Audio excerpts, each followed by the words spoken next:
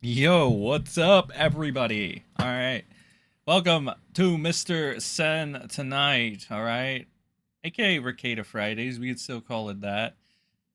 It's been an interesting week or so, I believe. Yeah, it's been a week, right? We went from not having too much Rekieta news and stuff to now we got a good amount. I think we got a good amount. And on top of that, we also got a couple other things, such as the mainstream e-celeb news. All right, we got, well, just hot off the presses 3 hours ago, we got Sneako versus MoistCritikal. There's that. Interesting stuff. It was quite an interesting conversation. That's one way to put it. I'll just say that by the end of it, you're gonna unanimously agree that neither Charlie nor Sneako should ever have kids. Just gonna leave it at that. We'll be going over that train wreck. We also have, of course, our good friend Rekieta, Nikki the Nose. We got stuff going on with him. How could we not? That's how we revitalize this channel, right? Nikki the Nose. We got some updates on him. And of course, the cherry on top of the shit cake. We got MrBEAST getting destroyed from every angle, right? Biggest YouTuber. Damn, I was just saying that this guy should run for presidency, what, about a month ago and stuff? And now all this shit just came out. It's like, damn, Jimmy. Damn, way to prove me wrong for the first time in a while. But then again, I never said he was clean.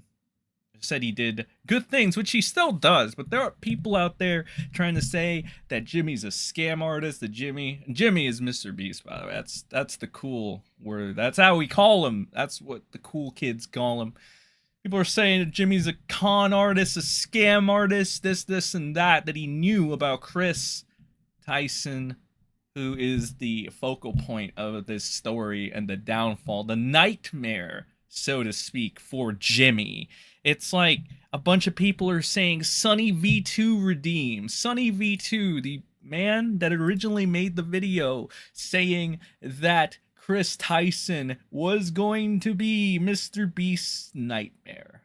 And what do you know? It's like Nostradamus himself. He ended up predicting it and it ended up coming true. Because now Kris Tyson has become MrBEAST, not friend, not internet friend, but worst freaking nightmare. And it's interesting. Now there are there's some things you could say about that video, but just at the surface level, yeah, he was right. Title alone, he was right. So again, we got a lot of things to go over, man. We got a lot of things to go over. I don't know if this poll is still up. Yeah, I mean, the poll is still up. Good stuff, good stuff. We'll leave it there. We'll let it run a little bit. But I guess we can start off with Rekieta. Then we can move on to Sneako and Moist, because I really want to talk about that. That is fuck interesting. That is peak comedy. And then we can move on to the finale, MrBEAST and the Kris thing, real quick, right? Because there's a lot of shit going on that end. And we can get through this in about 2 hours, the usual, We try to get through all this shit in about 2 hours, a 2-hour show. So let's kick it off with our good friend Nick. All right, so we know where we gotta go for this, where we get the best clips about Nick. And certain lolcow them, I'm starting to realize that as Elisa has been expanding, they have certain things like they have Boogie stuff, they got Medicare stuff, they got DSP shit, they got all this other good stuff. So, it's worth noting. They had this this flashcast fight between what was it called? Potentially Criminal, so Sean and Anna, the Star Wars girl, that kind of bullshit. We still have we got this over here.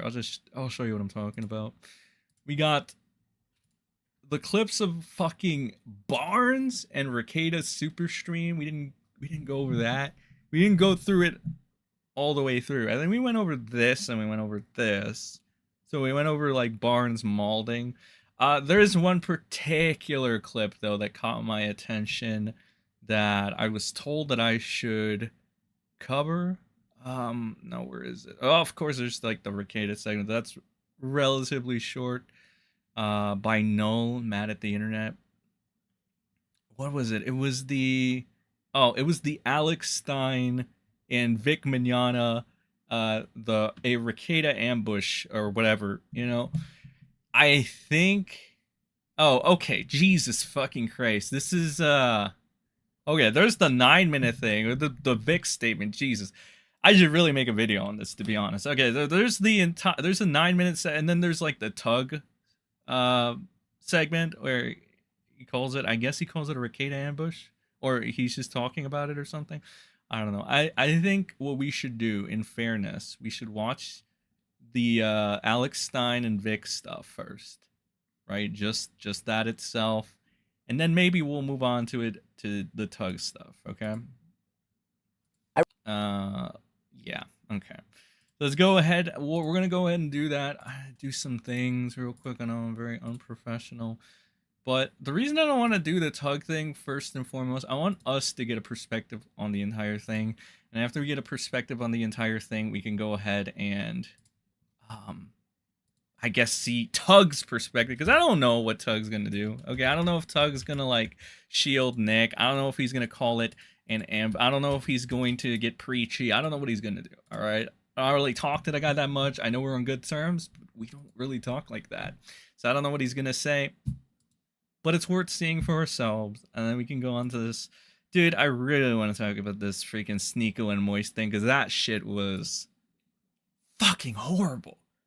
That was atrocious. Like, I mean, it worked for Sneako's audience, I'm sure, and it worked for fucking Moist's audience. But just in general, if you're not aroused by these two gentlemen, right? If you're not aroused by Moist, you're not aroused by Sneako, you're gonna look at this shit and you're gonna be like, both of these fucking fellas are out of their fucking minds.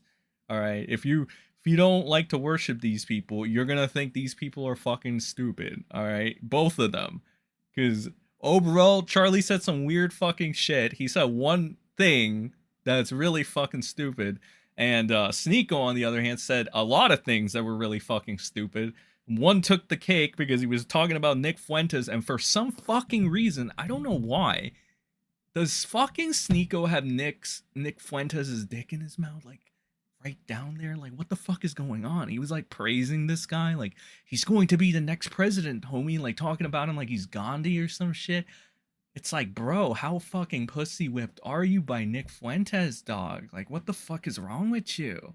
You know, I believe the cuckoldery stuff now, just based off of that, dog. Like, what's going on? Well, whatever. That's neither here nor there. We'll get to that. I want to go ahead and get this though first and foremost. We gotta see this. The Alex Stein and Vic Mignogna, a Rekieta ambush, aka Vic's statement. I think, personally, I don't know.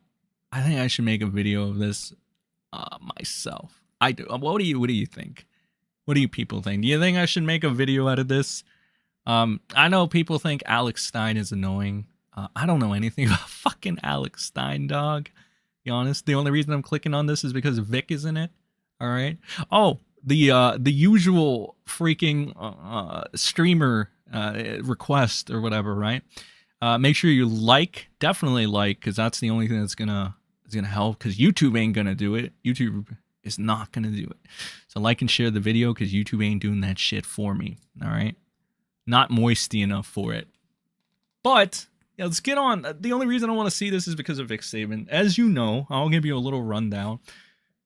One of the things that put Nick on the map initially was talking about Vic, and basically Vic to these people was the original Johnny Depp, right? The Vic to Umbrella Guy, Flash, Nick was the original Johnny Depp. He was the original,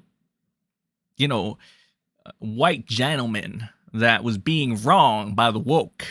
And, that's basically, I mean, you think it's obnoxious that I framed it like, that's literally how they framed it. I'm not even joking. I didn't come up with this shit, dog. Don't shoot the messenger, okay? That's literally how they marketed this entire thing. Kind of like they marketed the fucking Johnny Depp thing. It's fucking stupid. It's cringe. But hey, it makes money, right? And it gets views. And so that put Nick on the map. And a lot of people were already suspecting that Nick was fake as shit about it. Some people were too scared to speak up about it. Some people did speak up about it and were met with backlash and were said that they were crazy or they were jealous. You're just jealous, Sen. You're just jealous of Nick. You're jealous of him. You want his clout. That's what they were saying. And now they're like quiet as church mouses, or they've switched sides, which is cool, you know. Now we're at this point right here, right? And people were always thinking, so surely fucking Nick does not have Vic's best interest at heart. I mean, you could kind of tell from the get-go. And even if you couldn't tell from the get-go, if you were a little naive to it, as the case progressed and you saw how unhinged Nick was and you saw how ridiculous, like he was saying all this over-the-top shit that Vic would never say or sign off on as a representative for Vic in any way, shape, or form. You're still representing Vic because, you know, you have that fancy little GoFundMe under your name. You know, you're marketing your entire channel off of Vic. You're making your streams, your money, hundreds of dollars off of Vic's name, right? So that's not a good look on him. But, you know, Vic being the wholesome man that he is, or whatever, right? He put up with that shit. He disavowed Nick's actions, but he put up with it. And, well, lo and behold, what a lot of people, a lot of realistic people were saying, Vic was not going to win this, and this was a giant waste of time, and this was going to destroy his bank account, or at least take a good chunk of it, fuck him over. It ended up being true. Everything about it ended up being true. Vic was fucked. The case was not good. It did not end up well. Ty Beard showed to be the incompetent piece of shit that everybody knew he was. Fucking Nick Rekieta was shown to be the con man that a lot of people knew he was as well. But again, that didn't take him out, unfortunately. It took a little more. You know, you still had like the weird die-hard fans, you know, hanging on to his every word and stuff like that. So, took a little bit of time, but we're finally here. And now I want to see what Vic has to say about this entire thing. Predictions. Off the bat, I think Vic is going to do the usual thing where he's very nice and calm about the entire thing. That's my predictions before starting this. I could be wrong, but let's check it out for ourselves. I wrote something down in my because I wanted to remember to bring it up, and I said it to you before we came on. We live in a free society, right? A free society. Keep talking. Okay, I challenge all of you to take. Actually, I do want to ask you people. I'm interested. I'm curious. I want to make this poll real quick. All right. We'll put a new poll up for the MrBEAST segment when it comes to it. A poll. Did Vic betray Nick? So I'll ask that question right now. You can take that poll because I am curious about what people think. All right, in regards to that, and now we'll keep playing this. This is Vic responding to Nick. Take me seriously while he's sticking his head in eating ice cream. Keep on, Vic. Okay, maybe you'll take me more seriously if I eat ice cream. Yeah, too. have a hat. Have a hat. Good. My head hurts, though. Okay, I'm gonna be honest. This beginning bit, this 30-second bit at the beginning, horrible. Or right out the bat. I'm not trying to be that guy. I'm not trying to be that downer. But like, come on, bro. Like, what is this? I could tell. Somebody in the comments was saying, "Oh, Alex Stein is so annoying." I kind of see it. You guys. Come on, guys. Let's get to the meat and potatoes of this entire thing. I want to know what you think about Nicholas Robert Rekieta, Vic. Everyone runs around, I'm free to do this, and it's my right to do this, and I got freedom, I'm free to do this. Well, a free society can never, ever be sustained if people are not personally moral. If an individual doesn't have any foundational sense of right or wrong or morals or his neighbor, fellow people around him. You know, I mean, a perfect example is like gun laws. If all of us in this studio are law-abiding citizens and we're conscientious of our fellow man and we're not hateful, we're not vengeful, you know what I mean? We're not self-absorbed. Why would we be afraid if everyone had a weapon to protect themselves?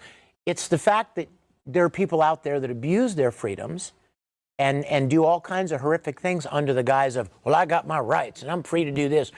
Is this like a low-key shot at like all right-wing grifters and they're gonna transition to like Rekieta? Because if it is, that's fucking hilarious. Because again, like I can't help but feel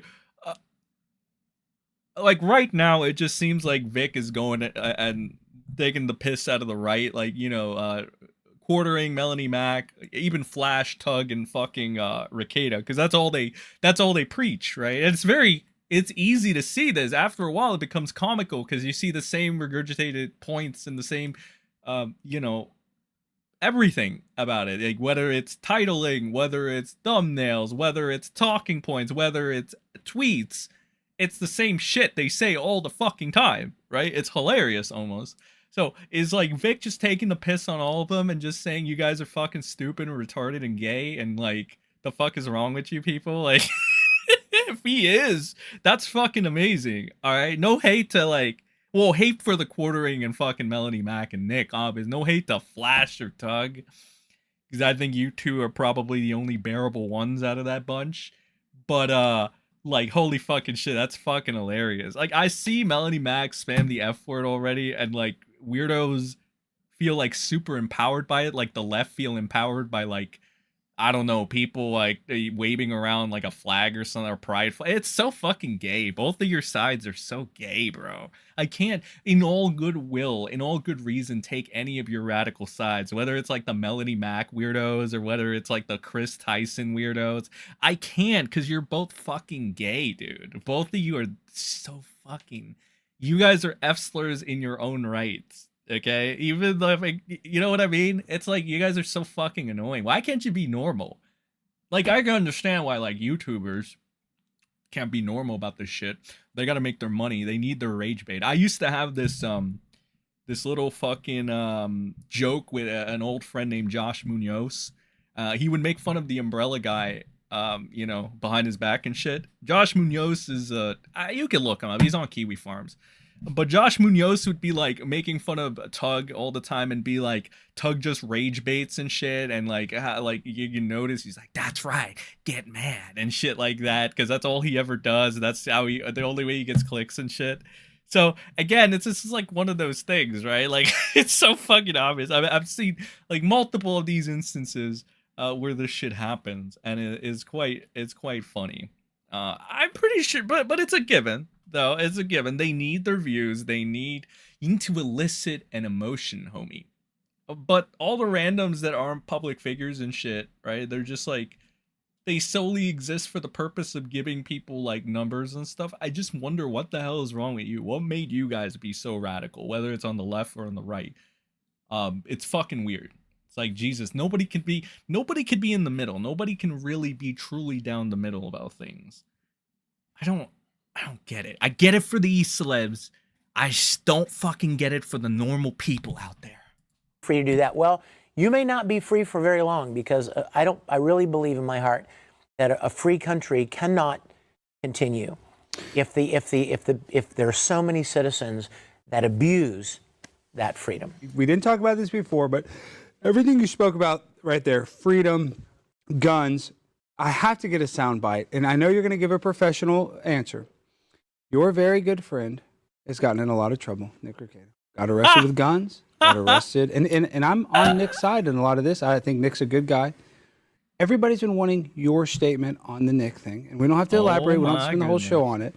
But I wanted to ask you, what are your thoughts, Vic? Because oh God, here's the moment of truth. It's ready. Oh my God. I don't know why I'm getting so fucking hyped up to this, dog. Like, I'm just like, ooh, we're gonna see the moment of truth is now. The moment of truth is now.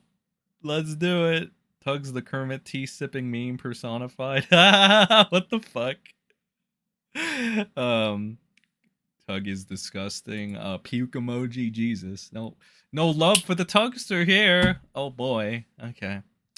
Well, hey, that's your word, guys. I'm gonna do the slime ball YouTube thing right now and be like, that's your word, guys. Okay? I have plausible deniability because I am not making a statement right now.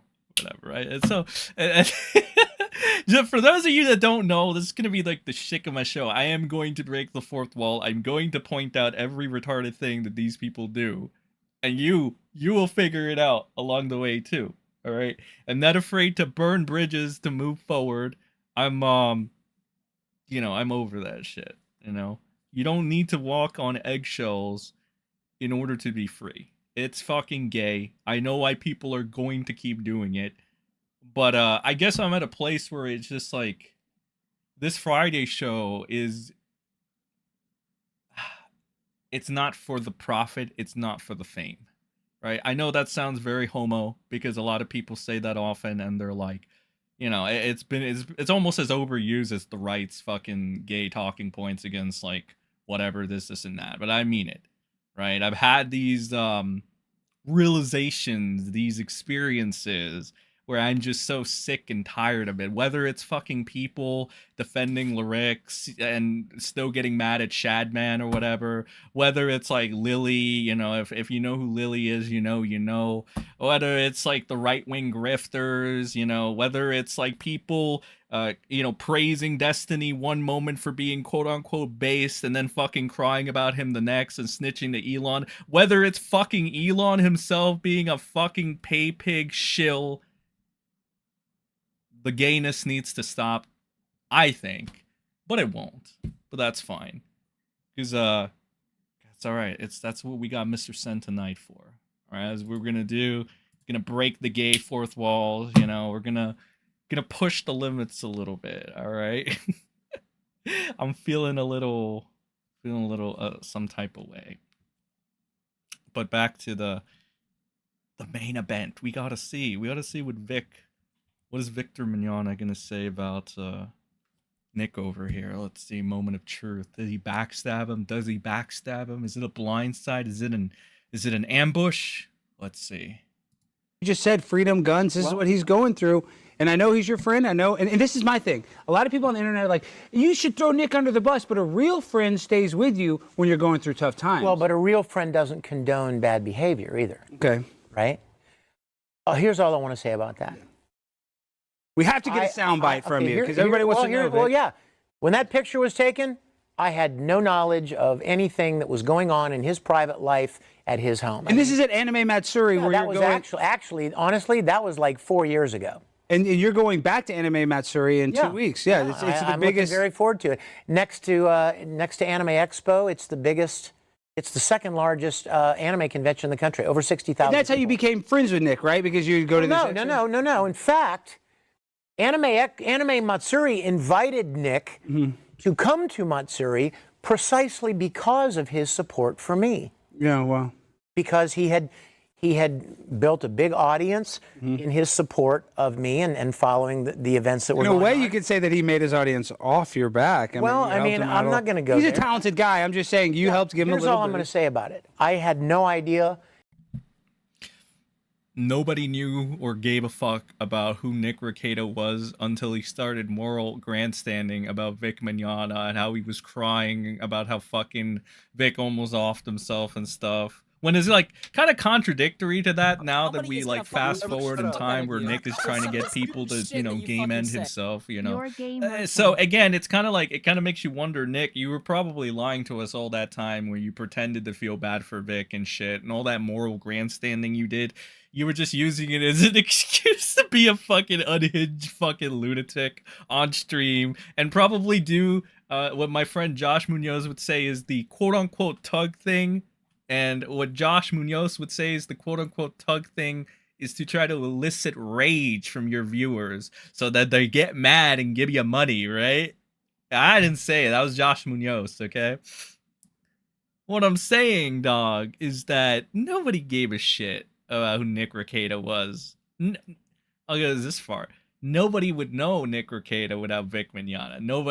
Nick would have never gotten that little fucking network circle. He would have never gotten that little algorithm boost if it wasn't for Vic's fucking name, bro.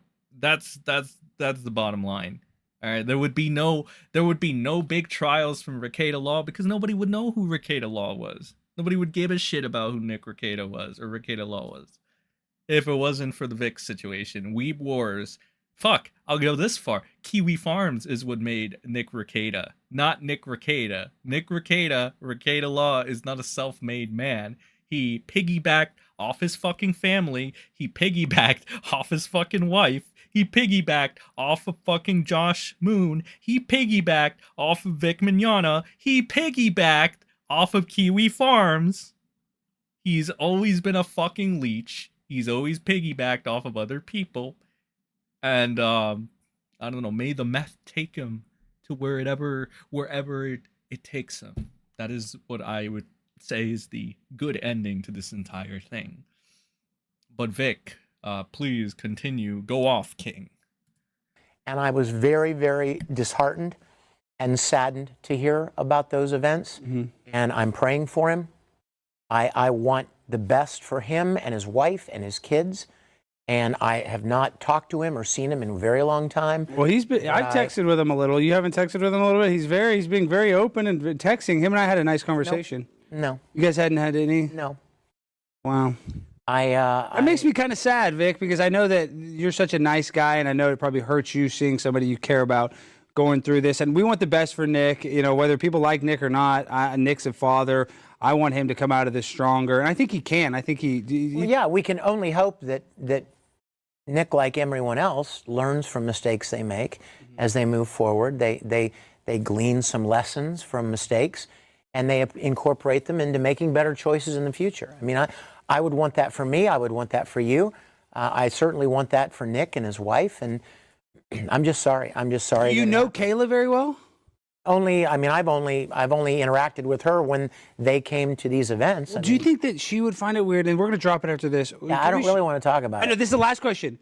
Show April. Do you think Kayla cares that he has a girlfgirl now, though? He's in a throuple. No, I don't know about any of that. This is his new girlfriend. I don't know about any of that. Oh my God. Oh my God. My interactions with him were very limited, and like I said, everybody speaks highly of Nick. That I wish the best. I wish healing.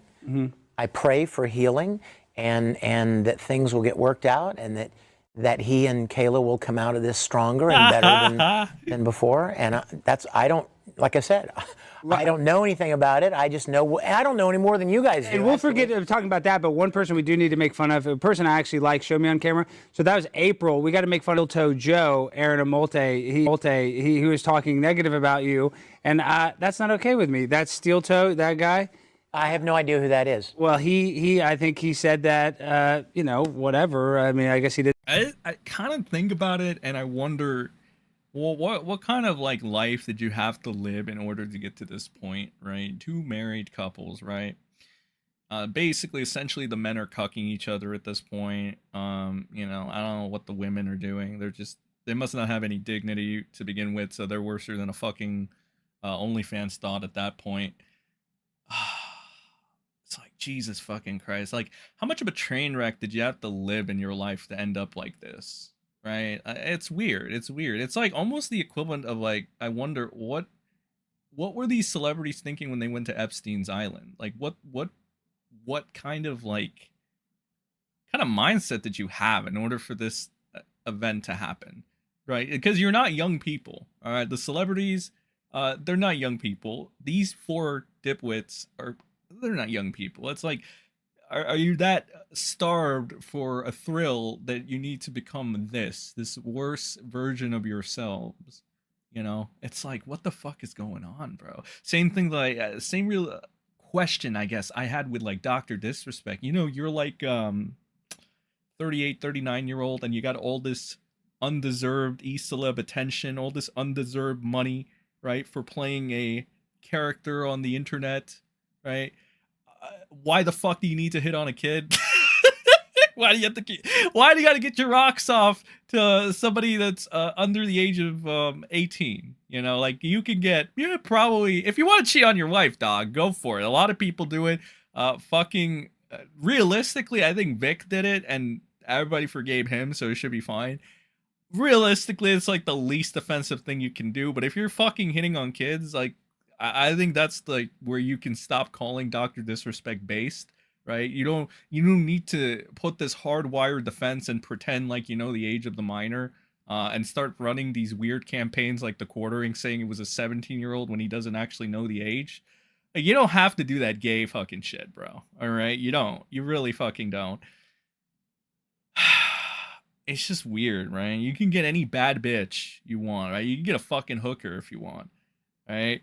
And you choose to go after the kids for whatever reason. Like, just even if you think that the like Sneako, right? Like that weirdo Sneako, even if you think there's nothing morally wrong with that, right?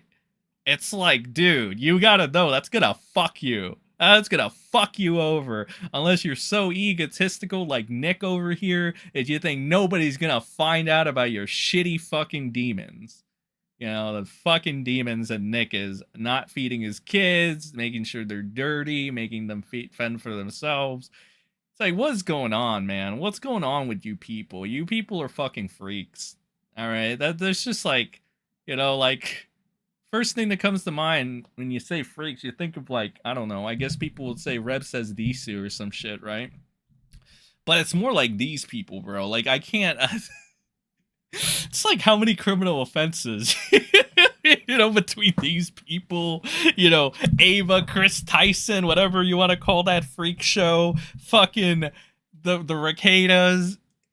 This shit's so weird and gay, dude. Like, it's just like, what the fuck? It's like, I guess, a trash can show for everyone's entertainment, for everybody to watch. I guess that's like the nicest way to look at it. Didn't speak highly of you, and I don't clearly think because of all the time he spent with me. Exactly right. I mean, and I like Aaron. I think Aaron's a good guy. Obviously, he knows what he's talking about. But Aaron admits that they were doing all kinds of barbiturates and all kinds of, allegedly doing all kinds of stuff. And I guess I just wanted to give you a chance to just set the record straight because people wanted to hear your side of this. Well, I think some people want to drag me into things that are none of my business.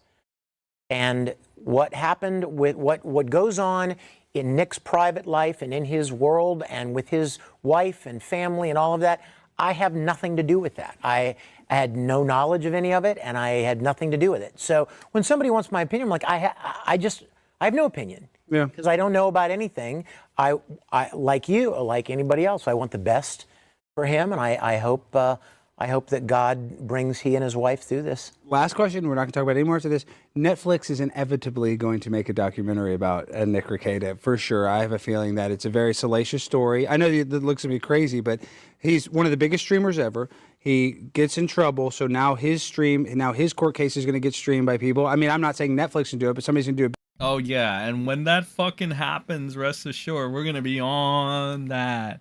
All right, I'm still a part-time guy, right? So I'm not gonna be doing this like around the clock, right? I'm not gonna be doing this like as it happens in real time and shit like that. Shuju, thank you for the 2. You're gay. Thank you, appreciate that, dog. Of course, we're gonna go ahead and watch that. Of course, we're going to broadcast the Rekieta trials. We'll name it something fancy, the Rekieta trials. Hopefully no big e-celebs get exposed for pedophilia in like that time period, because I would really like it if that didn't have to hog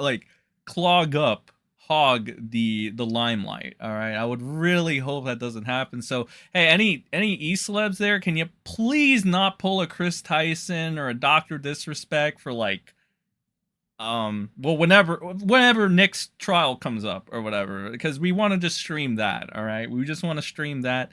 Laugh at his misery because he tried to get people to off themselves on the internet that he knows have mental issues, right? I love that, like, I will say that this is the one criticism I do have for people that support Nick, which includes Tug. So, but don't take it the wrong way, Tug. It's just, you know, I am curious. Like, it is interesting. I don't know if the moments where Nick, you know, wishes death upon people or tries to get them to do that, the act, has ever been referenced by you or others, but I do find it interesting that it seems to never been made a point against Nick's character. I always hear this, oh, we gotta pray for our brother. And this goes for Kumalot too, like Camelot, and that fucking shameless, disgusting makeup, over the top wearing skank Melanie Mac.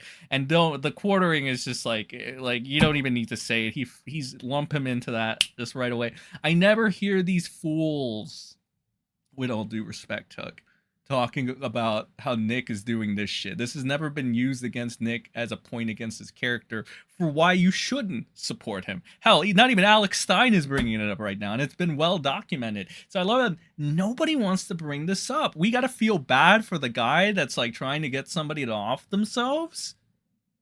That does what? Why? The fuck? It's like the biggest statement you should use against Nick. The biggest point against that piece of fucking shit that you should use against him and anybody trying to pull this weird reverse psychology saying that you should feel bad for Nick, let our brother heal. It's like, fuck him.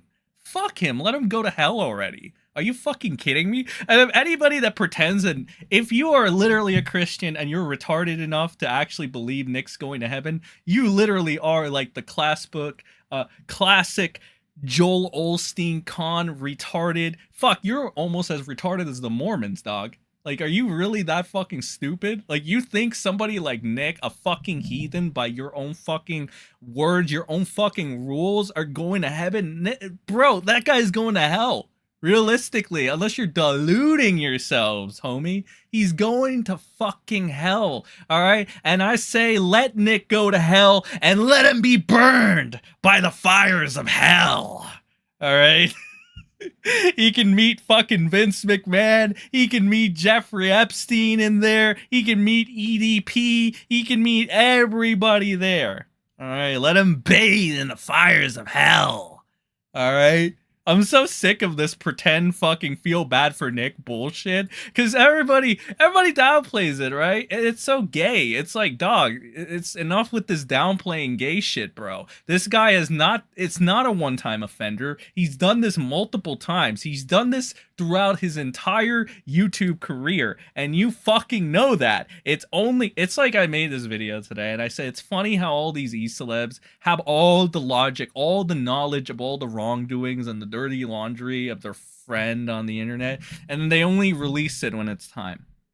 I feel like that needs to stop now. All right, I've seen it a lot of times. All right, you can make the argument that like it's for the greater good, but I just think that we need to start moving forward. We need to stop doing that. It's wishful thinking, because I know it's not going to happen. There's too much money on the line for these greedy fucking assholes, right? They're not going to do it, right? Like fucking Moist today. We still got to go over Moist and what he said in that situation, right? So there's that. We're going to go over that. There's only 3 minutes left on this anyway. So let's Mr. Alex Stein finish off. Big documentary. You're going to be a part of that. If a major production company came up to you and said, Vic, we want to get your statement, not here on the show, would you participate in something like that? My statement would be what I just stated. That's all you would say? A very short statement. I know. And Vic has only spoken highly. I just want to say Vic has only ever spoken highly of Nick. Vic's been very professional. Let Nick bathe in the fires of hell. Okay, I'm sorry, I have to say that again. It feels so right. I don't know why. I don't know. I have issues, bro. I don't know why saying let Nick bathe in the fires of hell feels so good. There's something so poetically beautiful about it. I don't know what it is, but it is so fucking beautiful. Special. You've never heard you say one negative thing about him. My interactions with him have always been good, but to be honest, they ended quite a while back. And occasionally there might be a quick text, but recently, not at all. Well, Nick, me and Vic are rooting for you. We want you to get the help that you need or whatever you need. Bathe in the fires of hell, Nick. Because, like, oh, God, that's what he deserves. All right, I'm going to be honest. Nobody wants to say, none of these grifters want to say it, right? None of these pretenders want to say it. I'll say it. This guy deserves to be in hell. Nick deserves to fucking bathe in fires of hell. If you don't think so, you're fucking retarded or you're fake, one or the other, right? You're gonna make it like, dude, put fucking Nick right there with Tyson. to be honest, for their own reasons, right? Nick has not touched a kid yet that we know of, right? That we know of, right? Because, I mean, all the fucking questionable shit he said, all the questionable affiliations, all the questionable jokes, quote-unquote jokes about, like, he's stealing from Vito's playbook now, talking about kids and, you know, weird shit. I don't know, man. I wouldn't be surprised. That's all I'm going to say. So, for different reasons, just put fucking Nick right there with Kris Tyson, bro. For different reasons, but they're literally the same fucking disgusting fucking type of cretin. And sure, Vic. You know what? I'm going to say a prayer. Let's say a pray. prayer. Let's say a prayer. I'm going to say a prayer. I'm going to, you know what? Show the Vic I'm camera. going to say a prayer for Nick and his wife and Joe Biden. And Joe Biden. Yes, Ed Sleepy Joe. Don't oh mock. shit. I'm not. I'm praying. How am I? How am I? You don't How am I And Sleepy mocking? Joe. I'm praying. Am I This doing guy. that? Okay. All right. Alex, you're trying way too hard, bud. Relax. Take a breath. Look. Am I doing but that? I pray different. I'm Pentecostal. I'm Is Pentecostal. Anybody buying any of No, this? we have a snake at my church that if you get bit by the snake, I've heard about that. you go to heaven. Okay. Well, I'm serious. I'm going to take this I'm seriously. serious too. All right. Okay. Heavenly Father, I just want to bring our president before you. Okay. We don't have to agree on everything. We don't have to agree on policies and positions on things, but we certainly don't. Well, yeah, Sleepy Joe almost like died. Like that. I think like, dude, I think it was like, I want to say it was a week ago, but I don't think it was a week ago. Yeah, I think he almost died like 5 days ago. If I want to. Oh man, I don't even remember. It's so irrelevant. And that's fucked up. All right, it's fucked up. But yeah, it seems like I don't even remember when Joe almost died. But he did almost die, and you know. We don't want Sleepy Joe to die, because Sleepy Joe is a funny guy. He brings in all the memes, right? Whether it's the ice cream meme, whether it's him, like, endorsing Kamala for whatever reason. We don't want Sleepy Joe to go away. Sleepy Joe's funny. Let Sleepy Joe stay, just not in the position he's in. Sleepy Joe needs to step down and give it to Trump, because Kamala is not the good alternative, but we'll save that for another day. Kamala is going to fuck everything even more, with the radical left-leaning ideology. But, again, wishful thinking, and we'll save that for another day. Let's finish up with whatever the fuck Vic's doing over here. Looks like he's constipated at the moment, but... Wish ill or harm. So I pray that if he is ill, especially if he's seriously ill, I pray that you would heal him, pray that you would protect him, and bring him back to full health. And then I also pray for Nick and Kayla and their family. Whatever is going on with them, you know better than we do. There's no reason for us to put a bunch of words to it, because you know everything that's going on. So I just want to pray that you will guide Nick and Kayla, bring them through this difficult time. I'm sure it must be incredibly stressful. And I just pray that you would you'd be close to them and bring them through it. In Jesus' name, amen. Okay, what the fuck is wrong with this guy's retarded, bro? I can't stand this guy. See, this is what I'm talking about. I'm speaking. Okay, this guy is like the worst thing on planet. You know what? Let this guy go to hell too and bathe in the fires of hell. All right, fuck this guy. He's so fucking annoying, dude. Who is this clown, bro? Why is Vic friends with this weirdo? Like, he said he likes Nick, so I mean that would make sense. Only freaks like Nick nowadays. He's kind of dried up the well for normal people liking him. But that was Vic on Nick. All right, that was Vic on Nick. Little Vic on Nick action over there. It's weird. I don't know. Did fucking Vic betray fucking apparently 81% of you think that he didn't. Cool, but 19% of you actually think that Vic betrayed Nick for some reason, which I don't know how. Maybe you can elaborate and let me know how the hell he did that. But I don't think he did that. I don't believe it. I mean, you could tell me how. You know, tell me how. I guess we can go over the quick Rekieta segment, the Mad at the Internet Rekieta segment, which was 5 days ago. So it was relatively short. It's like 50 seconds. So we'll go over that, and then we will read one more thing regarding Rekieta, and then we'll move on to this MoistCritikal Sneako bullshit, okay? Alright, chat. Let's get on to it. All of the Nick defenders might as well be accomplices with all the sick shit we know he did. Still super crazy that they're shadow banning that MrBeast video, and what Critical isn't going to cover it. Yeah, I mean, I said this on the video that I had today, right? What's it called? I think YouTube, like, I'm not one for conspiracy theories, right? I think the conspiracy theory shit can be overblown. Like, I saw Lily today, and again, if you know, you know. But I saw Lily, like, say blatantly lie to people, basically, which he probably learned from Tug. I mean, like the techniques, not the actual lying of the whole thing, but like how to frame a narrative, so to speak. Because I'll give my boy that, right? I'll give my boy framing narratives or whatever. Again, like, but then again, you know what? If my words or whatever, or my criticisms are enough for you to want to burn a bridge, I don't fucking care anymore, dude. Again, like I said, I'm not doing this gay walking on eggshells thing. If I hurt your feelings, I hurt your feelings. Burn bridges to move fucking forward. I don't give a shit anymore. I am so sick of this bullshit. I'm so tired of this bullshit. All right. If you have an issue with something I said, you know where to get a hold of me. I'm not difficult to fucking find. You know, it's not that hard, right? It's not that hard. But yeah, Lily is just saying that, oh, any video by MrBeast is demonetized. So that's not true.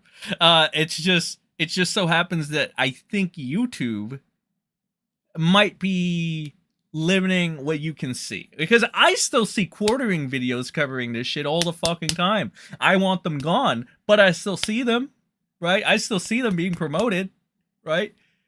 I think it's the like the one where it actually has evidence, right? Not just a boring fat Republican guy just, you know, fucking talking.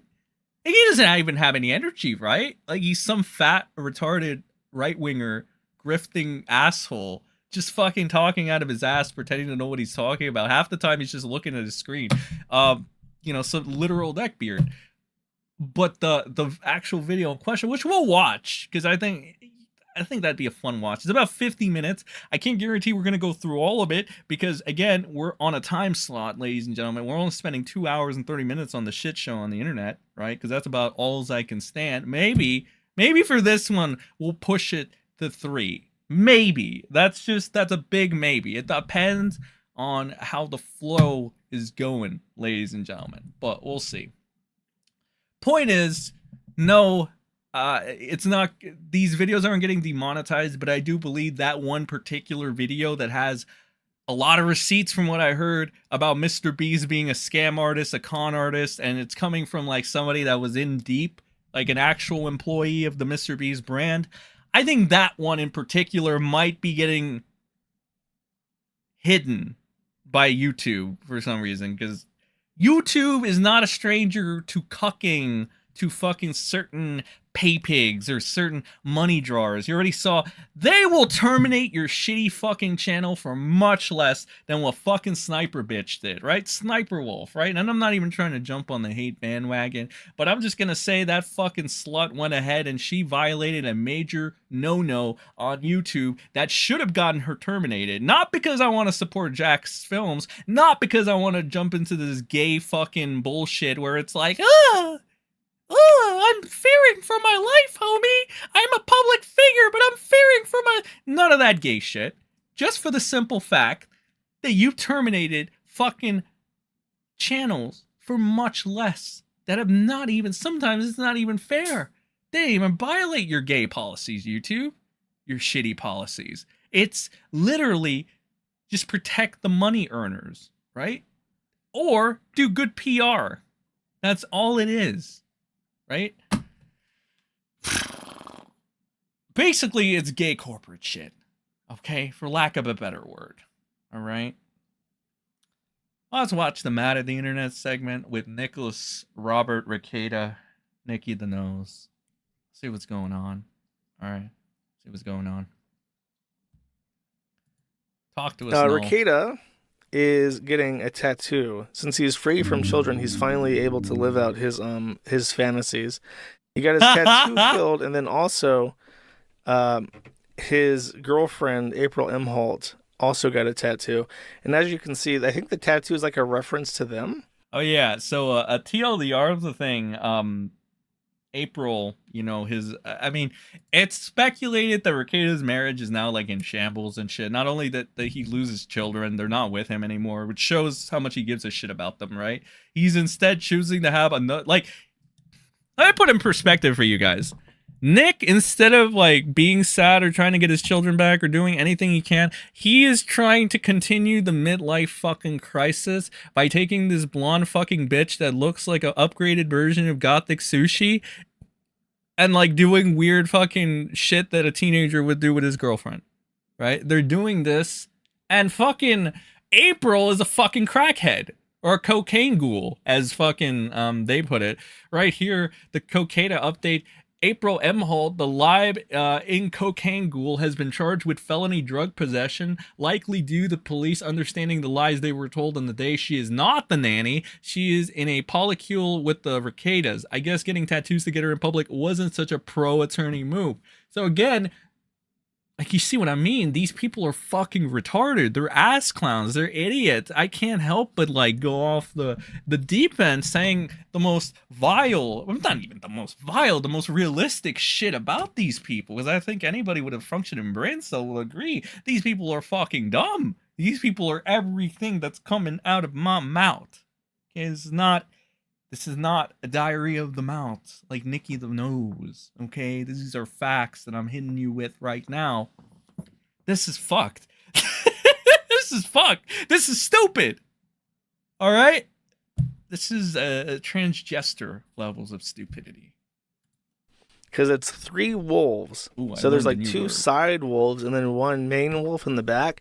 And I think that's supposed to be like Rekieta is the main wolf, and then he's got the 2 side bitches because he's an alpha male.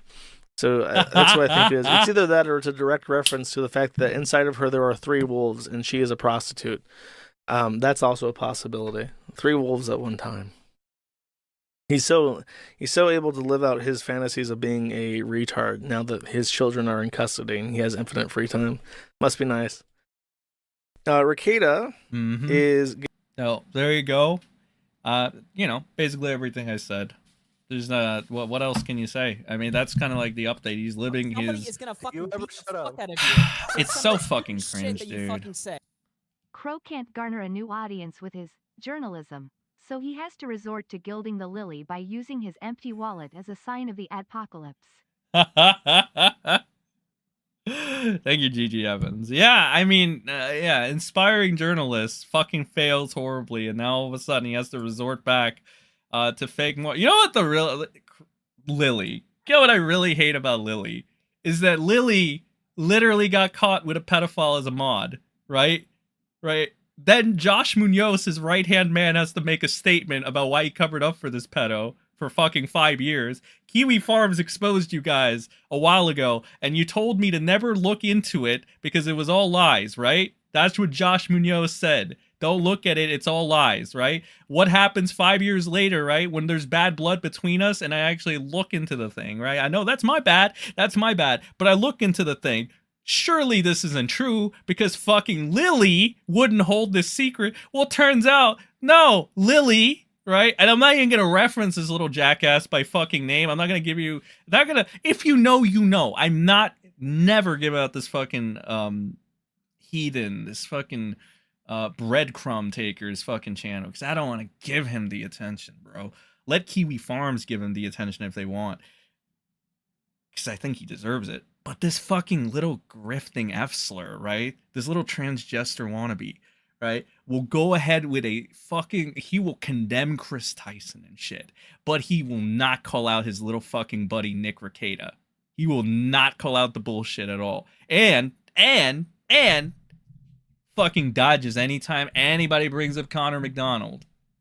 Fucking freak show, bro. No wonder. You're a failed transgender with a failed journalism career, and now you're trying to hop on this bandwagon. You're pathetic, bro.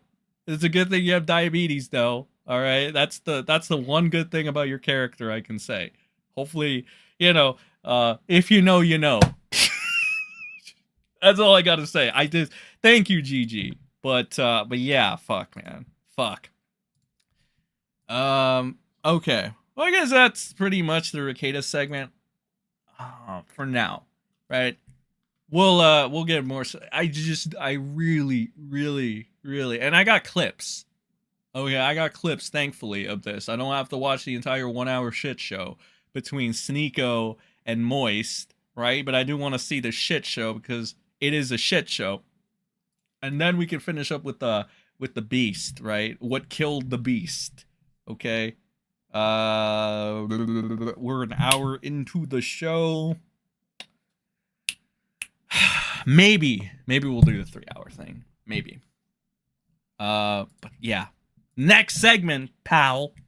Okay, so Sneako has a shitty fucking Twitter account where he posts like clips and shit. Honestly, I kind of have no doubt that Sneako probably did this mostly for clout and shit. But it is what it is. He got some interesting clips and little sound bites of fucking Charlie being a sheep to his audience, basically. Charlie knowing who his audience is and what to pander to. And Sneako doing like pretty much the same thing. He was defending, like, the one thing about Cucko over here, he hard body defended Nick Fuentes, and you should never hard body defend Nick fucking Fuentes. I don't know. I stated it in the beginning. It's weird. It's like, what kind of hold does fucking Nick Fuentes have over this cuckold over here? It's weird. But yeah, we got some clips over here. I guess this one has an interesting title, right? It's all about the titles and shit. You know, it's all about the titles that grabs the attention. This was one of the first moments everybody knew Charlie was going to lose. Okay, let's see. Honestly, I saw this from Objective Turkey Tom himself. He thinks it was a shit show on both ends. Unless he retracted that statement to be cool with Moist. You know, Turkey Tom, Mr. Tom the shill. You know, Mr. Tom, Mr. I'm going to rage about MrSEN, but not my hero, Big B, aka Zaptai, who did the same thing MrSEN did, if not worse. You know, that Mr. Turkey Tom, I got cucked by a lolicon and I'm too ashamed to admit it. Mr. Tom, fragile ego, I want to be MoistCritikal Mr. Beast so fucking badly. And I also want Cyber back. That Mr. Turkey Tom. Oh, we got a lot to say about you, pal. All right? We got a lot to say about you. It's okay, Tom. It's okay. It's all right. It's okay.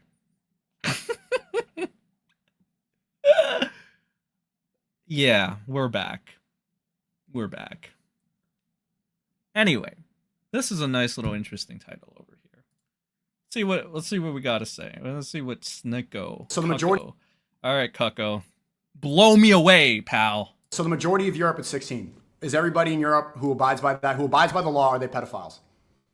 Yeah, in my eyes, 100%. And in European society, too. Fine. If you have someone in their 20s that is fucking and marrying a 16-year-old, they, too, are excommunicated. No, not excommunicated. Are they pedophiles? Yeah. So the majority of Europe at 16. Okay, so this is... all right, you took it that direction. All right. Oh, fuck, man. Yeah, I can see why this was a shit show on both sides. Because it's like, this is another one, the radical left versus the radical right. Or at least, in this instance, the retarded left versus the... I don't even think they're radical at this point. I think they're just literally fucking retarded. I think Charlie's version of the left is retarded. I think Sneako's version of the right is retarded. It's just Down syndrome. Down syndrome left versus Down syndrome right. Because Charlie's going to say that you should be allowed to transition at any age. That's already retarded. Like, what the fuck, dude? What the fuck is wrong with you, you fucking idiot? And then Sneako is gonna go ahead and... Oh my god. Like, Sneako is just an L in general, but like... He had... In regards to at least Kris and some of this shit, like... This was a fucking loaded question, bro. Like, I can't... How do you... What the... Okay, I will say this. Charlie, how the fuck are you gonna say that and at the same breath say that, like... A 16-year-old should decide whether or not they want to chop off their willy or their tits. It's like, the fuck, dog? What is this shit? It's so weird. It's so fucking weird. You guys are both Down syndromes. You're both Down syndrome of the left and Down syndrome of the right. the fuck is wrong with you ass clowns? Like, these are the idols of the interwebs, dog. All right, let's see. Wait for the end. All right, let's see. What do you got to say? Do you think it's better to live in a society where people are having a lot of frivolous sex or abstaining and getting married? Now, are we talking like marriage of the right age, over 18? Over your idea of right age, sure, yes. What do you think is better? Okay, then yeah. In that society, if people are settling down and getting married, having long-term relationships, meaningful relationships, and they're all of the correct age, they're adults, then yeah, that's definitely better. That's I exactly. think most people would probably agree with that. And that's exactly why the Zionists who control the media, that's why they push this so much. Do you know who owns Pornhub, for example? MindGeek. MindGeek. You know who controls MindGeek? Couldn't tell you. A rabbi. Do you think it's better to live in a society where people are having a lot of frivolous? Where does your morality come from? Personal experience and everything I take in from the world and process up in here. 10 years ago, like, and you had heard about it, because this was still bubbling. There was, I think Caitlyn Jenner was first popping up. Oh I tell you it's okay to cut kids. Yeah, for those of you that can't tell, I just, after playing this, I just went strictly to the other one because I had no words. I was just like, let the silence speak for itself. Okay, I was just gonna move on here. Kids' penises off. You saying that's cool? I'd say let me look into it, and probably if it's a decision they came to with professionals and their family, I'd say yeah. Where does your morality There's come nothing professional about that, you fucking idiot. This is what I mean by Down syndrome of the left. Dog, okay, I gotta be like 100% with you. I don't know how many leftists I got from my coverage of the Quiet situation. It's complicated. It's complex, okay? I am a very complex individual when it comes to this shit, all right? So I apologize in advance if there's anybody blindsided that all of a sudden they're like, oh my God, Sen, I can't believe you're going off on like this kind of like mutilation, because that's what it is. All right, people don't want to use that word, rightfully so. But like, what else do you call it but that, dog? It is what it is. We live in reality. I'm not sniffing the fumes yet. I'm not hallucinating. Okay, I'm sorry, Belinda. Thank you for gifting that membership. Appreciate that. You got for a couple more though. Appreciate that even more. Appreciate it. Okay, there's another one. We got another one. Let's go. 07s and all that streamer stuff. I greatly appreciate it. But again, I don't want people to feel blindsided. Okay, so apologies in advance. But again, I gotta call it how it is. That is what it is it not? I had even this tweet, right? Because this is a call out to some content creators out there right now. And honestly, dude, I say the uncomfortable shit, but it has to be said. And let me be the scapegoat for this, honestly, right? Because we already know what's going to happen. It's going to be like, oh, Sen is mean, blah, blah, blah. Yeah, I get it. Let me be the scapegoat, though. All right, I'll take it. I'll take the death threats. I'll take the attempted like IP. I'll take anything. All right, let me be your scapegoat. But I'm gonna call it like it is, because you influencers, you stupid little e-celebs, you people that want to stay on the right course for your pockets or friendship on the whatever have you. Okay. In light of the Moist and Sneako debate, how many people and influencers are going to moral outrage about Moist's stance on a child? I can't say that word on YouTube, but you see it. Chances are not many. But I see the Shadman discourse. You know, we got little Nicholas Diorio, you know, squeezing his nipples to the thought of Shadman finally, you know, being canceled or whatever have you. I don't care for Shadman. Shadman is a fucking freak. He's a weirdo. That's objectively what I think, at least. You're welcome to disagree with me. I won't moral outrage about it like these people. But at the same time, dog, it's like, I see where it's going, and I see the little fucking breadcrumb, you know, people trying to get them out of this. And it's like, well, Moist can just say this shit and get away with it, bro, and nobody's gonna outrage it, except especially Nikki D, right? Nikki D, biggest shill out there, I believe. Somebody told me, I think Nick Diorio is a fucking, a plant or something. What was it? Was it a plant for people or whatever. And I was like, what the fuck? It's such a weird term, but I kind of see it. It's like this guy does some weird, fucked up shit that could fuck people up. His morals, I don't know where they're all over the place. People seem to kiss the ring to this guy. I know from like past experiences that he's pretty high up there on the brass. I know that much. I mean, other people that have been there will tell you the same thing, right? But it's like, really? Like that? It's weird, all right? He won't outrage about Charlie saying some fuck shit like this, but he'll bring up the Shadman discourse like as it needs to be revisited and shit. And now we have weirdos just going ahead and trying to cancel influencers for only having a simple one interaction with this dude. That's fucking insane. You guys are really gonna throw a hissy fit. It's probably because it's the safe thing to do, right? None of you are gonna talk about it. You guys are gonna stay fucking quiet about it. It's like, you know, fake shit all around the board. But again, it's so fucking weird.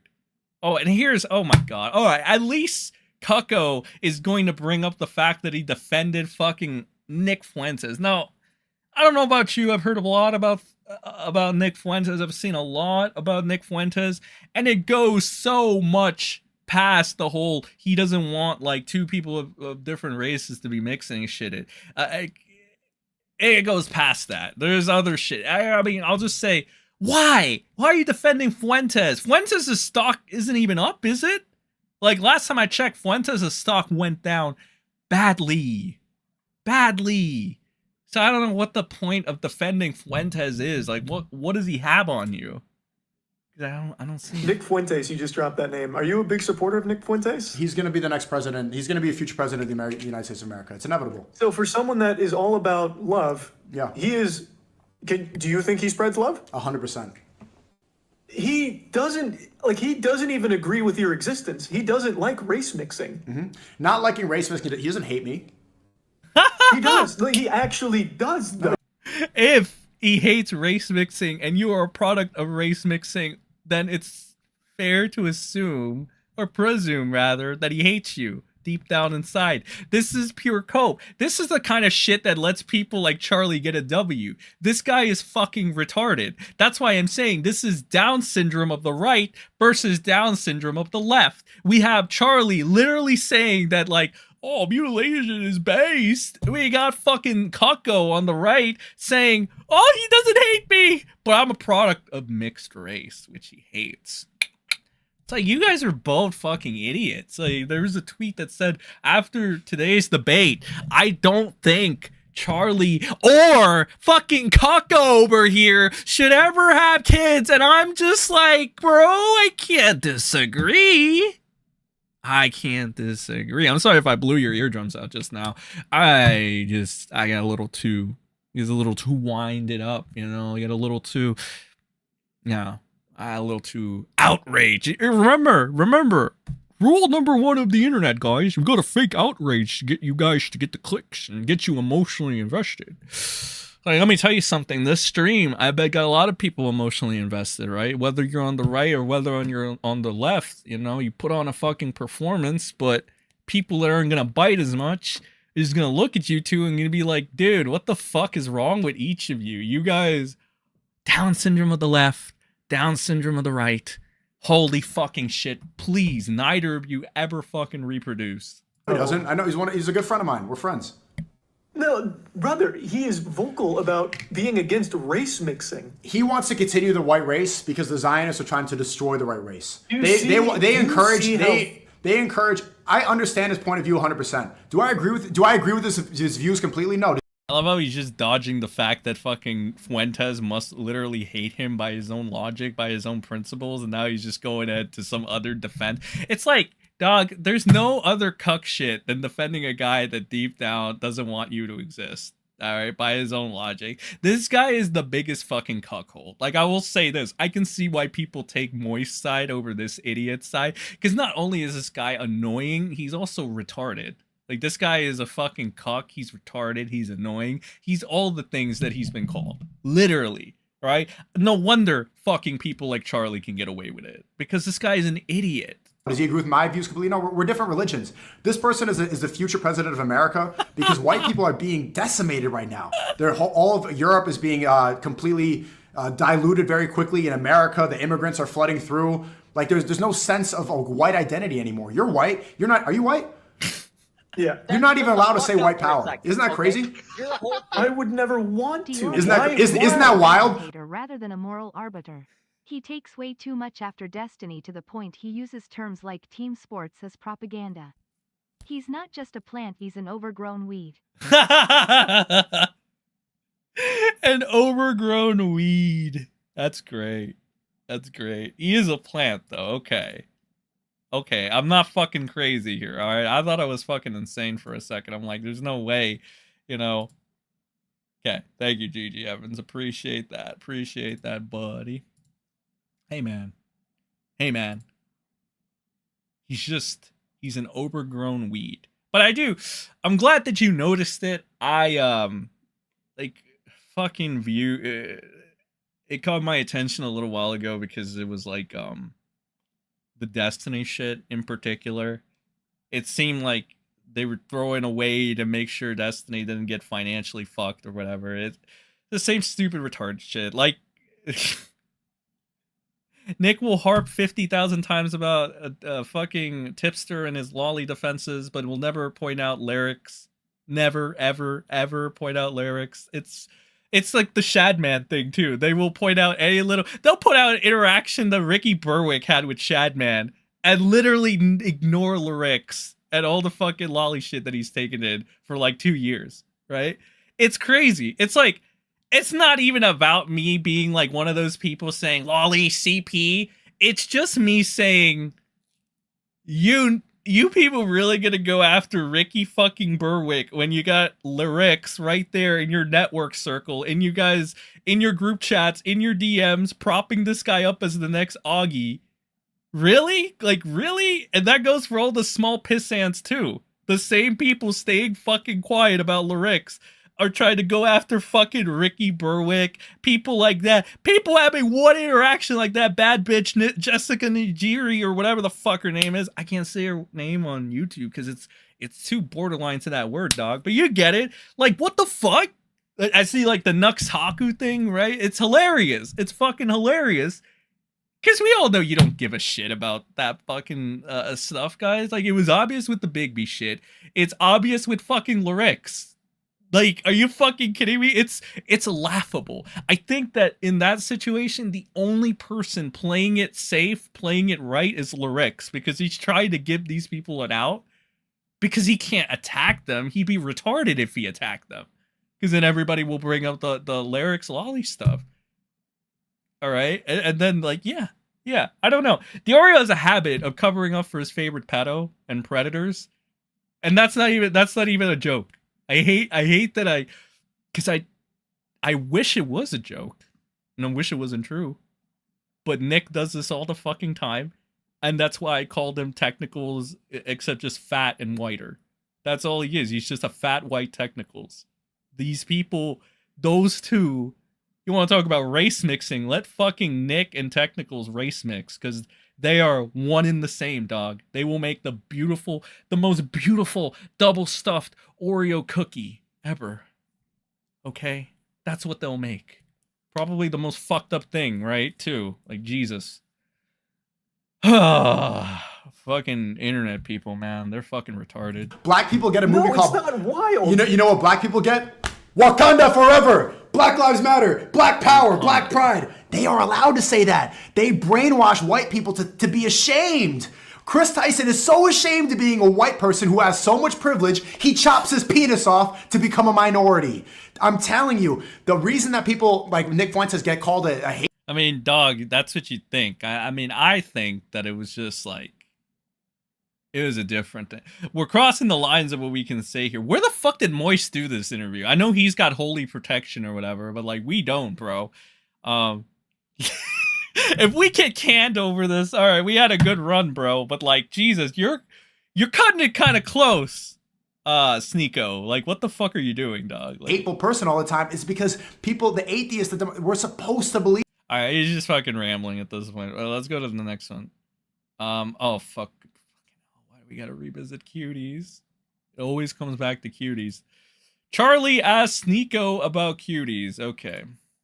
Is it still your favorite movie? No, it was never my favorite movie. That was clickbait. But the reason that that we debated about it is because you didn't finish the movie, right? The girls started off in your world, in the world where people can cut their penises off, where girls are on TikTok at a young age. Why does this motherfucker keep bringing that shit? Doing disgusting things, where liberalism flourishes. At the end of the movie, the girls return to Islam. They find God. That same girl who's doing degenerate acts, who probably believed in transgenderism, this disgusting thing, she put on a hijab, she put her head to the floor, and she prayed. And then we saw actual resolution. We saw the only way that she was going to find peace and prosperity, the only way she was going to be in a world. You know, that's all beautiful and all, Sneako, but I think we can all agree that you can make the premise for that movie without inserting the children, you know, doing whatever the fuck Vito was getting off to, or fucking Mr. Girl, right? I think we can all agree that the premise for that movie could have been executed without having that weird, you know, pedo shit, right? I think we could all agree with that. It's not, shouldn't be controversial to say that, but okay, go off, King. Keep going. Dude, this guy is sweating like hell. What the fuck was he on when he took this debate? He was way too fucking wired, man. He might have been on drugs, to be honest. Sneako calls out Charlie about the Kris Tyson situation. Okay, let's see. I did have something up about Ava within the first 6 hours of everything. I hate that fucking Charlie's still doing the politically correct thing and trying to call them Ava. It's so fucking gay. That's probably another thing where it's like Charlie knowing his audience and knowing that, like, if he doesn't call them Ava, they're gonna fucking, basically Charlie, while Sneako is a real life cuck, he is a cuck in every sense of the word. You cuck to your audience yourself, so cuck me cuck. Thing breaking. And then you immediately spun that as me just keeping it there and would never talk about it publicly. And then I did, and you're like, oh, it wasn't as fast. I think I pressured you and a lot of creators, and I take credit for pressuring a lot of people to speak about it. And I think if I wasn't so vocal about it, I think you're full of yourself and you're sniffing your own fumes. And I say this as somebody that doesn't even like Charlie or the people that you were calling out. As somebody that agrees with your point of view, you're not that guy, bro. You're not that guy. And no, you did not have that revolutionary impact to fucking make these people were going to have to talk about it, whether it's for their own profit or whether it's for to you know, get rid of Kris from the network. All right. They had to talk about it. All right, they were going to. Sneako defends Conby against Moist. Who the fuck is that? Oh wait, whatever. On every single social media, his best friend was getting attacked by everyone else until people were willing to come forward. I know nothing about this situation. If anybody can catch me up to speed, that'll play that. Sneako badly exposes MoistCritikal. Why can't parents consent for their child's transgender surgery, but they can't consent to their marriage? Boy. My definition is anything under 18. If you're under that's 18, exactly you're a what a child is. Yeah, I think that is a great line in the sand. If you are under 18, you are a child. Your scenario earlier was if a 16 and a 21-year-old, if both parties were if the father was okay with it, the mother was okay with it, why not? Tell me a reason why that's wrong. Because you're one is a child, one is not a child. That's the point. Do you believe that somebody can go through hormone therapy? Can they change their gender if they're a child? I think that's totally fine as long as everyone is consenting. You agree with. Okay. Okay, this is probably the biggest W that fucking Charlie gave this idiot over here. The fuck, dude? Just really? Like, really, Charlie? You're so shameless? Like, you're that much of a cuck to your audience? Whatever, man. Like, it's just like, the fuck? Like, you're really gonna, it's so blatant too, the way you're just cucking to your audience over this shit. It's like, you realistically, there are two conflicting stances here. You can't say yes to one thing and then say no to the other. Like, what the fuck is this? Of course, you're MoistCritikal. You're gonna get away with it. You're gonna get the holy treatment, and you're playing your cards right because you know your audience. You know that these freaks want to hear this shit, so you're going to say it. We already know that the corporate machine always bends over to these people regardless. All right, we get it, but it's so fucking gay from a realist's point of view, from a realistic person looking at this shit, turning on the fucking internet, you know, plugging in their internet bullshit, whatever it might be, you know, and looking at this shit firsthand and looking at you, Moist, and being like, shake my head, you're whatever. I'm going back to the real world, dog. Like I hope we don't get any more intertwined with the internet culture than we already are, because this is fucked up. Like, we talk about Hollywood being fucked up, the Dan Schneiders of the world, the Drakes of the world. This is getting to the point where it's almost as bad, you know. And it used to be that you went to YouTube to get away from that shit. Now you just get it anyway, right? You get like fucking Charlie saying weird ass over the top shit like this, right? You got Sneako cracking in like with a fucking rare W, and just still being the most annoying cuckold possible, dog. Like, got him self-telling on himself about how he only likes the plot of a story if it has children around doing weird veto shit, right? What the fuck is happening, bro? You guys are all... So as long as If everyone... your parents are okay with it and you are okay with it, I think that's totally a familial decision to make. Yeah. Okay, so a child can cut their penis off and take hormone blockers and change their biology forever, but they can't get married? My definition. Dog, oh my god, why'd you fucking cut it out there? We want to... I wanted to see what he said, all right? Very interesting. Very interesting. Okay, I want to see if there's any more... Watch the Sneako Moist debate here. You put it on Rumble. I don't want to fucking see it. I don't want to go over all of it because we still got to get to this MrBeast shit, and I don't want this to last any more than it already does. Okay.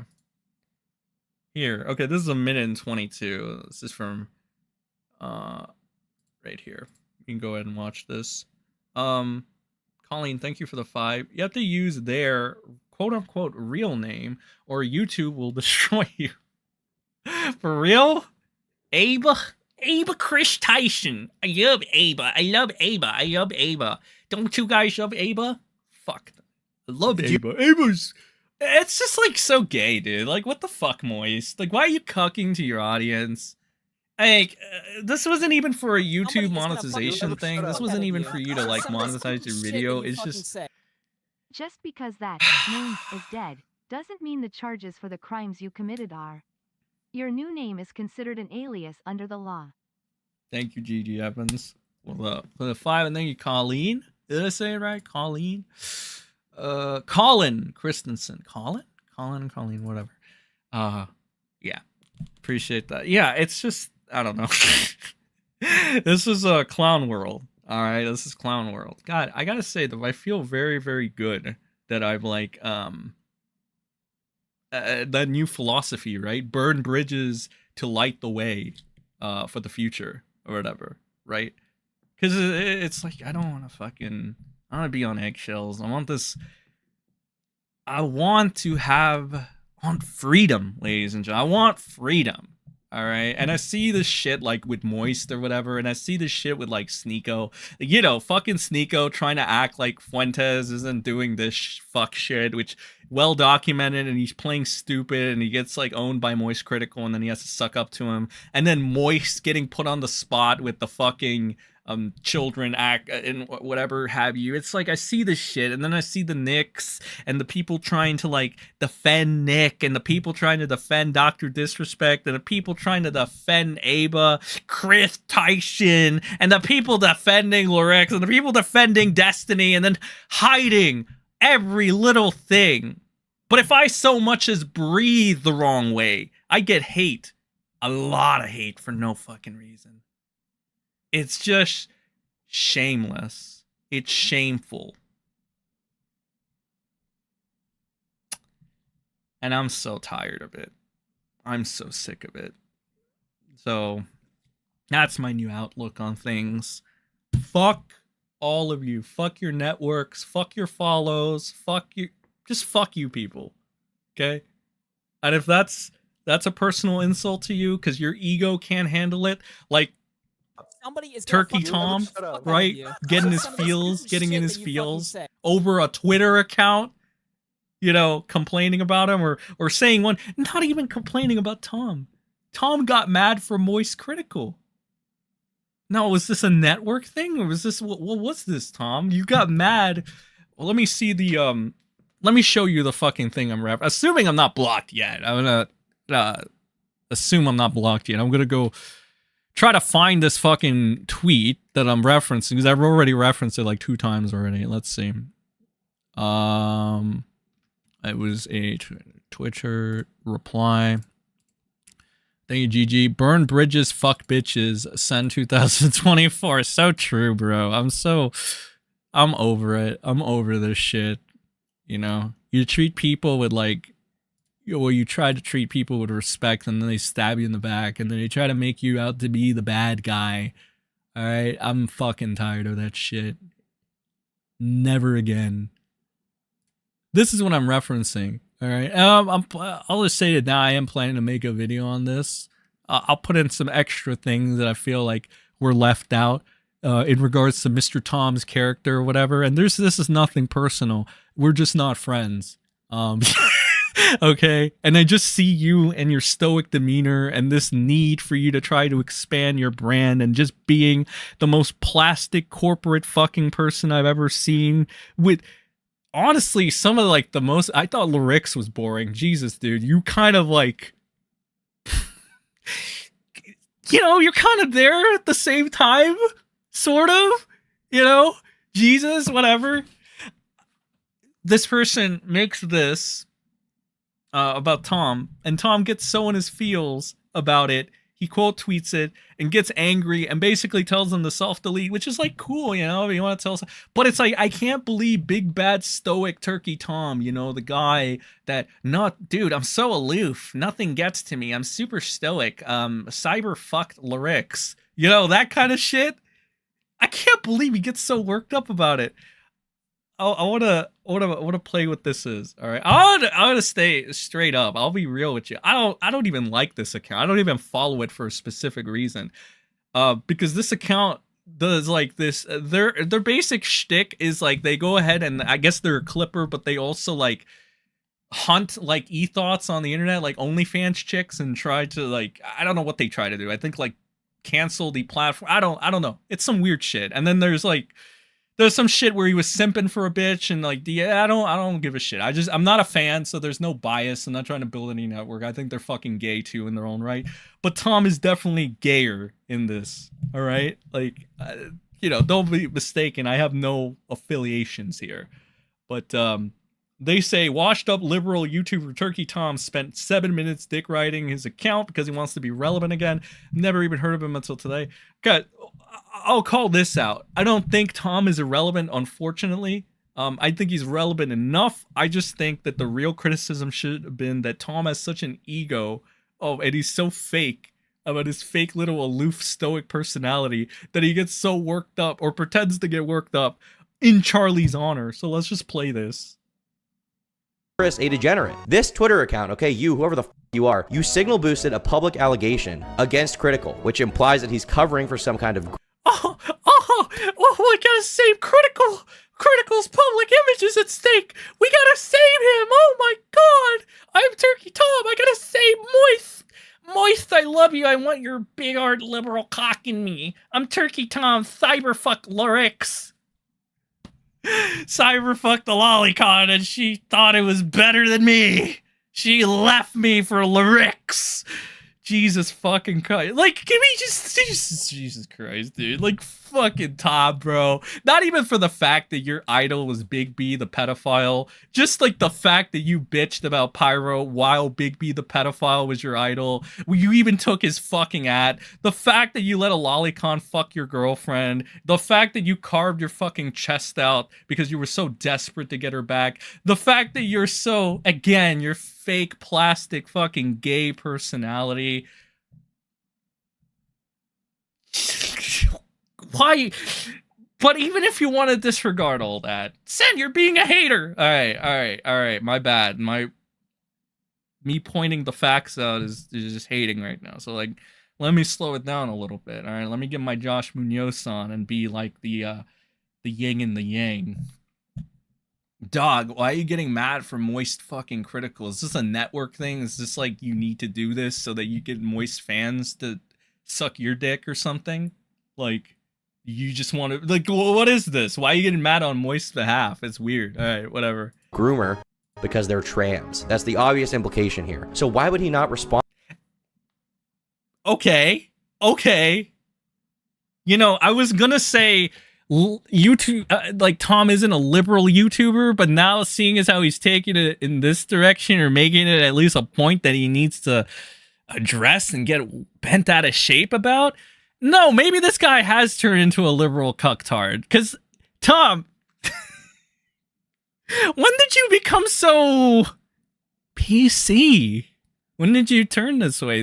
Was it always there and you just fully embraced it now? Or did you see the dollar signs and the fan interaction and all of this shit and you thought it was time to make a switch from the edgy right-wing commentary bullshitters, and so now you need to go ahead and be this gay little liberal tard and start standing up for the left and shit as a warrior? I look forward to when they all turn on you, like they always turn on the lefties. Because that's what you guys predominantly do. The left, look at what they're doing to Mr. Beast. Mr. Beast wasn't even the pedophile. It was his friend. And now they're eating the Beast alive. They're getting fucking out of context clips. They're re-bringing up anything they can to take down the Beast. And it's because he pandered to the left.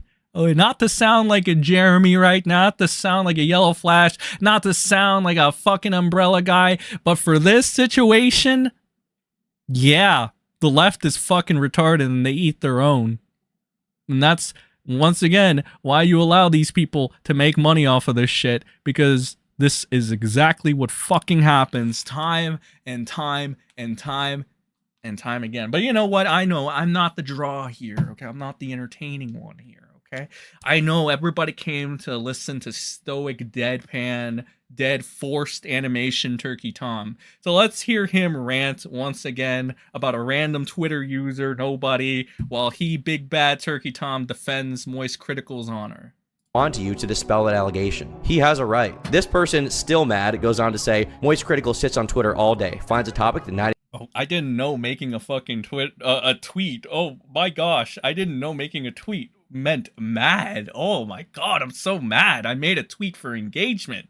Just like Critical makes like a 20-minute video crying, right? Just like that, right? It's just so blatant, bro. The dick sucking is so blatant. Make it less blatant. 90% of the platform agrees with. It makes a YouTube. And I don't even like this fucking idiot, right? I literally saw, let me tell you a story. Like, I was doom scrolling and I literally saw this guy like was bitching. I swear to God. Because I'll agree on this. This guy bitches a lot, too. He was bitching about getting quote-unquote canceled. He retweets Cucko all the time, Sneako and shit. He looks like he's cool with Sneako, which that's hilarious in itself. I don't like him. But, like, fucking Tom, dude, you're being gay right now. You're being homosexual right now, and it's not nice. It's not good. It's not cool. It's not stoic. It's not aloof. It's breaking character. You're killing the business right now, Tom. You're killing the fucking business. Bit out of it without doing research. He is cancel culture itself. Maturing is realizing he's overrated. Bro, you are a Twitter clip farming account. You posted the same out of context clip of Mr. Beast that I just went over. What are your It was not out of context, though. That's the thing. It was from a literal deleted fucking account, or a deleted podcast. Okay? That was not out of context. That is literally his fucking words. It started from the very beginning of asking the question, how is that out of context? thoughts? You said, yeah, man, it's super easy for people to give their thoughts when you post an out of context clip from. How is it out of context, you fucking retard? Are you retarded? Don't answer that question. I already know the answer. From a 7-year-old podcast to make Mr. Beast look bad, amidst allegations that his friend and collaborator is some kind of freak, while you're. I don't think did it circulate from this idiot over here? Was this the fucking idiot that started attempting to cancel the Beast with that shit? I don't know. Calling out Charlie for supposedly not talking about it. You are clearly. Like, again, you could just be farming shitty engagement. Like, you know, ever since Elon came in, right, and took over the fucking thing, he made it so retards like this guy, Nicholas DiOrio, can get money off of making retarded tweets. So, you know, it's like,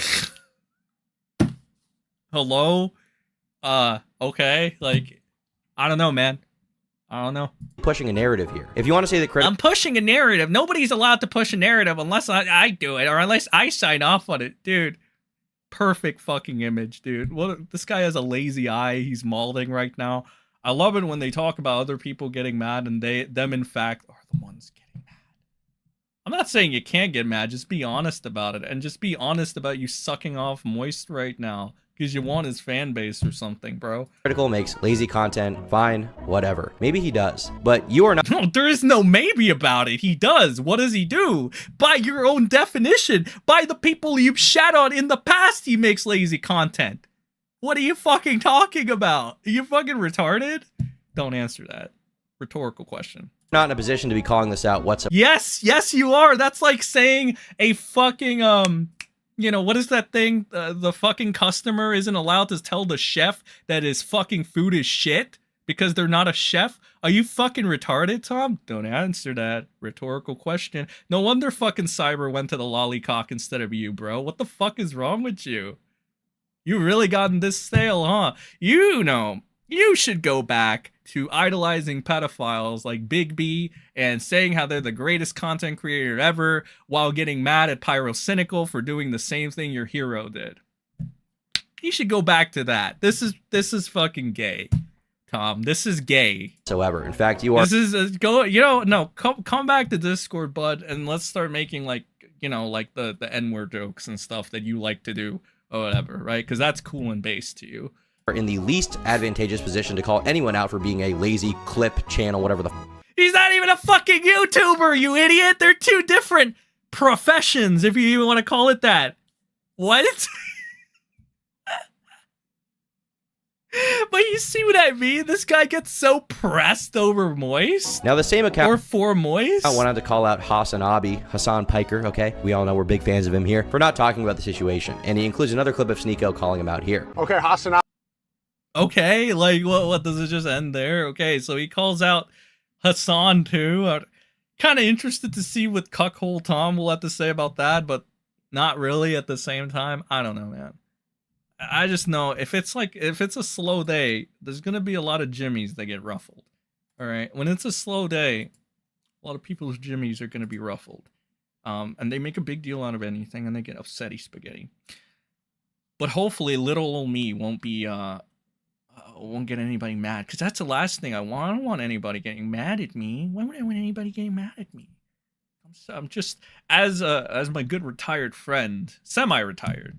Sluggy Wuggy would say, I'm just a little guy. God. What a horrible catchphrase. All right. I want to go over this clip and then we could go over the MrBeast shit and wrap it up. All right. Let's see. Moist tells Sneako that he believes children should be able to transition if their parents consent. Do you believe that somebody can go through hormone therapy? Can they change their gender if they're a child? I think that's totally fine as long as everyone is consenting, as you agree with. Okay, so as long as everyone... If your parents are okay with it and you are okay with it, I think that's totally a Charlie, you're fucking retarded. family decision to make, yeah. Okay, so a child can cut their penis off and take hormone blockers and change their biology forever, but they can't get married? Well, that's a decision that now extends beyond the family, because now you're bringing in a different party. So if you have someone that's your age coming in saying, I want to marry that child, I don't think that can happen under any circumstance. So, no. But it's still a personal decision. Wow. You're still deciding. You guys are both. You guys are both. Holy fucking shit, bro. What the fuck is this? The other party out of the equation. Decision it's a personal decision. If I'm 16 and I personally want to marry this girl, she's beautiful. She's 21 years old. Her family wants to do it. My family wants to do it.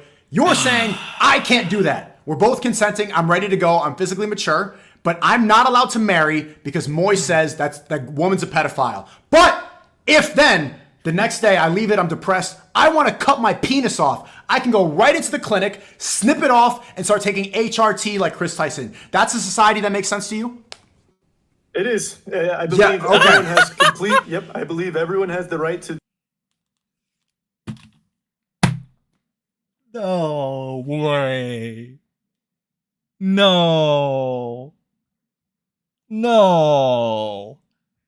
He flat out said it. He flat out agreed to that.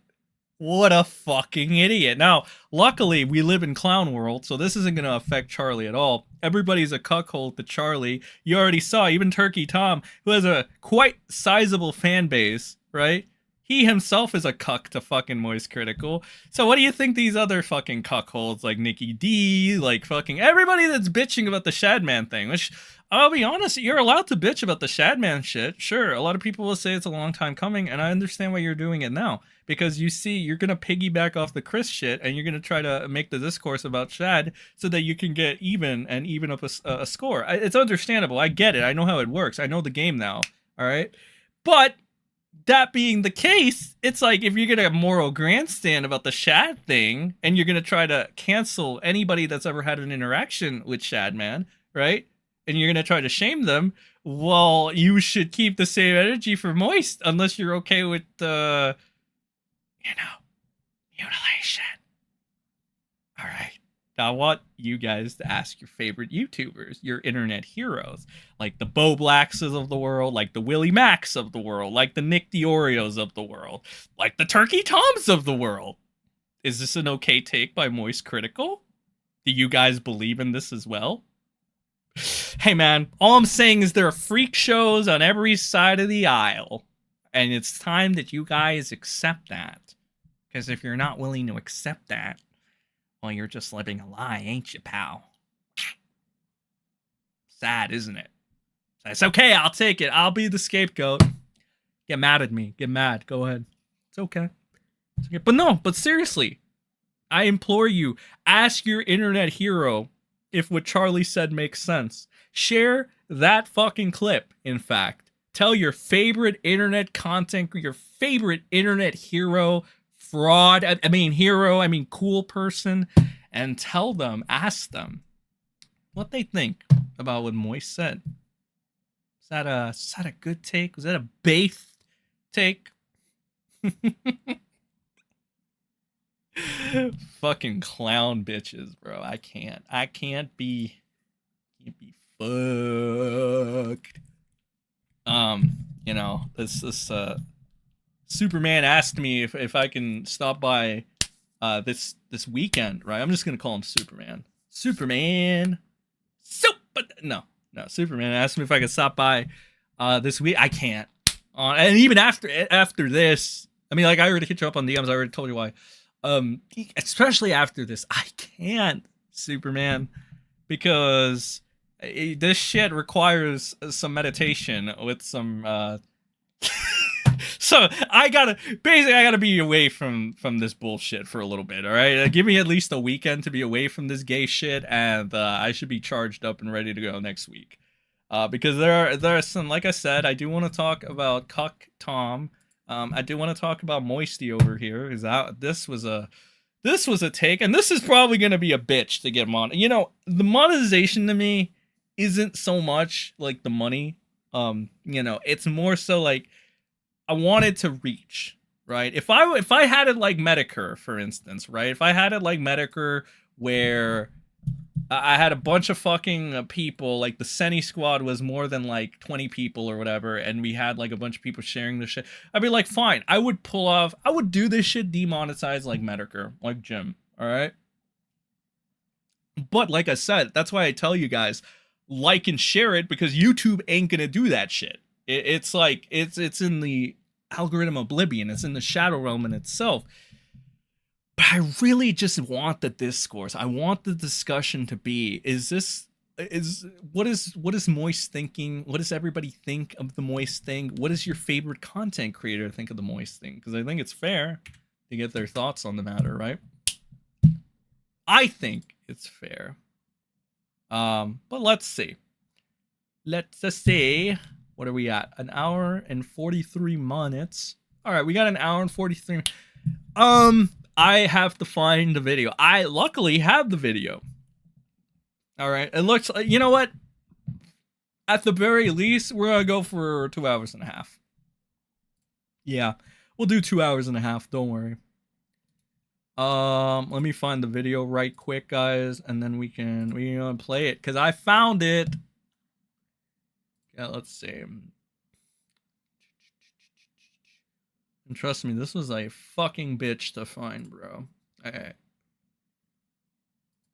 53 minutes. And again, this thing seems rather... It's weird that it'd be shadow banned, right? Because it's like, why would it be shadow banned? Why wouldn't it be getting traction? Like, I see videos that get traction for much less. Alright. Let's see. Right here. I worked for MrBeast and he's a fraud video. Alright, essentially this is going to have a bunch of receipts on the Beast, and we're ready to go. Alright, let's see. Good to go, good to go. Display. Alright. So this is the video. It's by this YouTuber called Dogpack404. I also put this in my video as well, so that you could find him. But let's get into it. Okay, let's see. Do you think attention is the most valuable currency in the world? Oh, wait, let me point this out. At the very beginning, okay, now I think I realize why, what's it called? Why this video wasn't pushed out. Okay, the video is not monetized and is for educational purposes only. Okay, so that just validates my point. That's what I mean. Okay, the reason this shit is in the shadow realm and you can't find it is most likely, if it's not YouTube suppressing it, it is most likely because the video is not monetized. Now you see, okay? Now you see why people are like, demonetization is such a big deal and why it's such an incentive to stop the content creation. You can't even find a fucking video if you type up the title. That's fucking crazy. You can't even find a video if you have 38,000 likes on it. You can't even find a fucking video if it has 500,000 views on it. Oh my fucking god. You want to know why monetization is so important? If not for the fucking grift, it's because you can't get the message out there. That's what it is. Okay, I get it now. Gotcha. Okay, that makes sense. Yeah, I mean, this is just a theory. I'm presuming this. But the shadow banning by YouTube is more like on the what's the Alex Jones word? The conspiracy theory side or whatever. It's more like assumption. This would be a more fair presumption to make, because yeah, the Do you think attention is the most valuable currency in the world? Well, of course. If you could post something and everyone in the world would watch it, you'd be the most powerful man on earth. We're not promoting gambling. I think people are going to see this negative. Very smart with your money. Throws away millions of dollars on YouTube videos. Not a little high. Lottery for money. Is that a little high, chat? I feel like that's a little high. I don't know. I'll leave it at 50% on the on this end, but I don't know. Is it a little high over there? What do you think? Yeah, I don't know. First I'll say this. I think that guy said so many horrible things that like nobody should give him a microphone, but that's my opinion. Mr. Beast is the Antichrist. I hate the Antichrist. I hate the Antichrist. I hate the Antichrist. I hate the Antichrist. I hate the Antichrist. Well, Colin Christensen, if I didn't know any better, I'd say you hate the Antichrist. Am I right in assuming that, or am I talking out of pocket here? Appreciate that big dono, by the way. Thank you, Colin Christensen. Really appreciate that. All right, 07s for sure. All right, appreciate that. You know, on that though, like, I mean, okay, could kind of be seen as that, right? If you ever looked at, I don't think this was on the Bible or anything. I think it might have been on a documentary that I was watching, and they did kind of describe him as such. They describe the Antichrist as such. But then again, we don't know, man. All right, for all we know, fucking Turkey Tom could be the Antichrist. Okay, could be Tom. Could be Tom. The Turkey Tom could be the Antichrist. Moist could be the Antichrist. But like, I don't know. We're about to watch The Beast, okay? And apparently this has does a lot of receipts. All right, some good chunk of stuff on The Beast. The Kris thing, right? The Kris. Okay, so this is what most bottom of the barrel, you know, like breadcrumbers were looking at. They were looking at the Discord leaks, and while they are like, I would assume them in their own right are condemnable to Kris, right? The fact that Finster hasn't been shat on for their shit or hasn't been exposed yet is just, I guess I'll tackle both of them when that inevitably happens. Because if people think that Finster is fucking clean, like you thought Kris was clean, right? Or, you know, birds of a feather flock together, right? I really can't wait till it happens to Finster, because I know you ain't clean. There's no way in hell you are. All right? People thought Kris was. What happened? It's just a matter of, if somebody is vindictive enough to do it, is somebody going to be able to do it? And what the perfect time is to do it. Just like with Kris. Because now we're seeing all of these people coming forward, right? Now that the Kris thing has built up momentum, we have, you know, things like this being made 2 days ago, right? We have people like, you know, fucking Chris's second victim coming forward and stuff with we got the Snapchats coming out and shit. We got talks of like NDAs that were signed for this shit. You know, all this fuck shit, right? So it's all about, like I've said to you many times before, the perfect time. But you know, without further ado, let's just get into this MrBEAST video and see what it's about. It's legal. I don't get it. It's a scam. Hi, I wanted to provide some context to this video. I'm a former MrBEAST employee, and today I am alleging that the company rigged videos and did illegal lotteries and sold fake signatures. I would consider that fraud, okay? Thank you. Enjoy the video. So this is part one into my investigation into MrBEAST. I recorded this before the Kris stuff came out. I was also going to come out about the Kris stuff probably in part 2 or 3.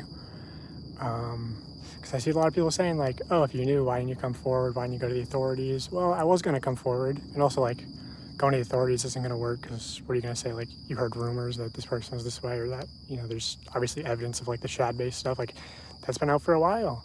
People have internally known at the company that like, Kris is kind of a potential minors attracted person, and the company protects her, or they were protecting her, and they protected her as long as they could. Jimmy knew, everyone knew. So, you know, which I think that's more of a red flag than anything I'm going to reveal in this video. But, you know, those messages happen in like MrBEAST discords, and yeah, I don't know. It's a mess when like MrBEAST contestants are being exposed to like minor attracted persons and the company's protecting them.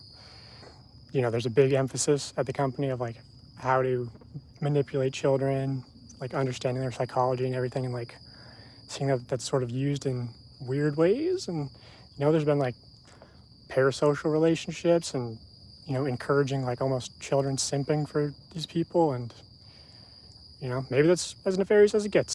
Yeah, that's one of the things with that, right? It's like, oh my goodness. MrBEAST's audience is predominantly children. That's what you can hold against the Beast, really. If he knew. If anything ever come... Now, of course, MrBEAST still has plausible deniability, of course. If anything comes out, like, that's gonna be a good chunk. Like, that's when it's game end. Like, that's when it's over, right? Game over. Because it's like, you know, you have a fan base of children, you're doing these things with like children, these giveaways or whatever have you, whatever MrBEAST does, while you still have this predator that you know is a predator in your brand regardless, right? Regardless of them threatening to sue or whatever, which was initially the first reason we had heard that Kris wanted to sue, and they knew that Kris was a brand risk, but they couldn't get rid of it. That's right, because they were threatening to sue. So, again, it's one of those things, man. It's one of those things. Or maybe it goes deeper. Anyway, here's an old podcast clip of Jimmy explaining that he knows that his audience is young. Which is an old clip. You could say like his audience grew up. I would say he's gained most of his audience since then, and his content's only gotten younger. Also, this clip really just shows that like he understands the YouTube analytics are bullshit, because he can try to use that as a defense, but he knows. So here's that clip, and then I'll get into the video. The average demographic is what, 13 through 17? Is that the biggest spike in your analytics? Well, I mean, mine's horseshit. It says like... I'm going to wait for fucking Turkey Tom to hold the same energy and call this an out-of-context clip like he did the other one, even though it's a clip like the other one that's playing in its entirety, right? I'm going to wait for that, for Cuckold Tom to sip the fucking cock, right? Just like he sipped fucking Moist's cock, right? Just gonna wait for that. We're gonna see it. We're gonna see it happen, chat. Just wait and see. PR damage control. 18 to 24, but I know all my fucking viewers are little kids. Yeah. I feel like it's a lot like that because, you know, little kids lie about their age or they're on their, you know, like. But yeah, then I have like a fucking massive one for like the 40-year-old range because all the fucking idiots are on their parents' account. Now, MrBeast intentionally manipulates these children's vulnerable minds for profit using 3 simple steps, which closely align with the 3 major types of behavioral learning. Step 1 is getting the viewer to associate the brand with trust and authority. MrBeast videos are real, and he's a great guy that gives away big rewards to his loyal followers. I will show you irrefutable evidence in a minute that his videos are in fact fake. Step 2 is showing the viewers that when people interact with MrBeast in a way that benefits MrBeast, when they do what he tells them to do, they win big rewards. Is he subscribed? You are subscribed. Here's some money. Have a good day. Some of them feel like I just walk around with $1,000. It's like, oh, thanks for watching my videos. Hit that subscribe button because you might bump into me in real life and it might make you a lot of money. When people are devout followers of MrBeast, they get rewarded. And step 3 is finally calling on the viewer to act in some way that benefits the brand, promising big rewards in return. Now it's your turn to do what MrBeast tells you and you will win big rewards. But you actually won't unless you're famous or friends or family of a Hey Beast fam, just sending out my monthly reminder that we are actively taking new applications for contestants. So send friends and family. We are putting a big focus on replenishing our local videos. Let me know who applies right here. Bro, fuck, man. Because, like, one of the defenses for the Beast was, like, well, will one bad act really, you know, kill all the other the good acts that he's done? But now it seems like all the other good acts that he's done were just fucking cons, and that they weren't real at all. And then he was just playing everyone. The biggest con man, the prize, ladies and gentlemen, for big con man of the YouTube game is not Mama Max, contrary to what everybody thought. It is actually the Beast. It is the Beast. It was them hiding in plain sight. One could call him the Antichrist. I don't know, man. I don't know. It's fucking insane though. But if this is legit, if this guy pulls up actual receipts of that, ooh, that's not good. that's really bad. Because there goes one of the Beast's defenses right there and then. A MrBeast employee. So young, impressionable viewers are made to believe that MrBeast is a trusted authority who can give them big rewards. These young viewers are explicitly shown that dedicated followers or random subscribers like themselves are winning big rewards when they do what MrBeast tells them. These young viewers are explicitly told repeatedly that if they subscribe, if they buy products or act in some way that benefits the brand, they will win big rewards. Trust MrBeast, watch him help others, contribute to his cause, and one day he'll help you too. That's the formula. Subscribe for a Lamborghini, and to make me happy, you could be in one of these videos right now, and you might get pictures next to you might get $1,000. Subscribe and you might win a free car. Subscribe for a free car. I love all of subscribe and you can come next time I give you $100. Subscribe again, subscribe and you could win $10. Red subscribe button and you could also win $100. Seriously, we always fly subscribers down. They never fly random subscribers down. MrBeast fakes his videos in ways that are worse than you realize. I say that because he's been exposed for faking videos before, and the common response is, why does it matter if the videos are fake? They're just meant to be entertainment. A large part of MrBeast's brand is the fact that he doesn't fake videos. I remember when I first started seeing your videos, I was like, this shit's gotta be fake. Oh yeah, Like, it's a huge problem for us now. I actually have to dial back my content sometimes just so people think it's real. But also, if what we had to film was scripted, you know, because what we do is non-scripted, so you have to plan for a bunch of variables that you can't control, blah, blah. If what we did was scripted, holy shit, this stuff would be easy to pump out. Have you ever faked a video? No. But this train track is CGI, these bus wheels are CGI, this explosion is fake, this shredder is CGI, this car is digitally lifted, this pit is fake, this guy is fake, this raccoon is a paid actor. No. Island costs more than $1. This city is not abandoned. These buildings are CGI. But it's not your only way out. You can literally get an Uber to the airport for What the fuck, bro? What is this shit? No. Oh my god. Bro, I think it might be over. Alright, I'm changing the poll right now.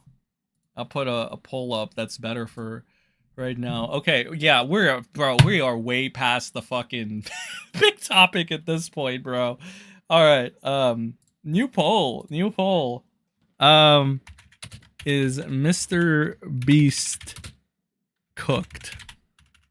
Alright, and we're gonna run this poll while we're watching this video. GG Evans, thank you for the 5. You ever shut up? Fuck out of you for some of the stupid shit that you fucking say. You know you can find MrBeast videos on prawn sites, right?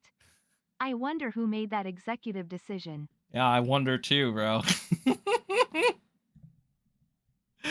Raccoon is fake. Those a-holes. Nobody messes with the trash panda. I know, right? Oh my god. All right, I gotta know. Okay, so is the beast cooked, ladies and gentlemen? All right, is the beast cooked? We gotta. It's not okay. We're in the first 5 minutes of this video. It's not looking good. Okay, and remember I said we're gonna try to get this over to two hours, and I am fucking locked into this.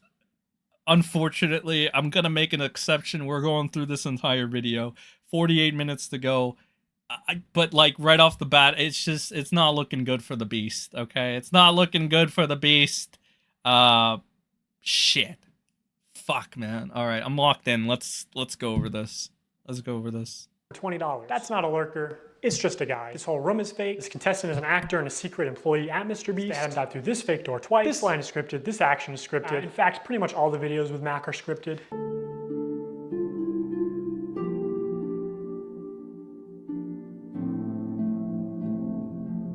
Oh my god, you gotta be shitting me. You did it! Yeah! What we did was scripted. Holy shit, this stuff would be easy to pump out. Let's talk about Mac for a second.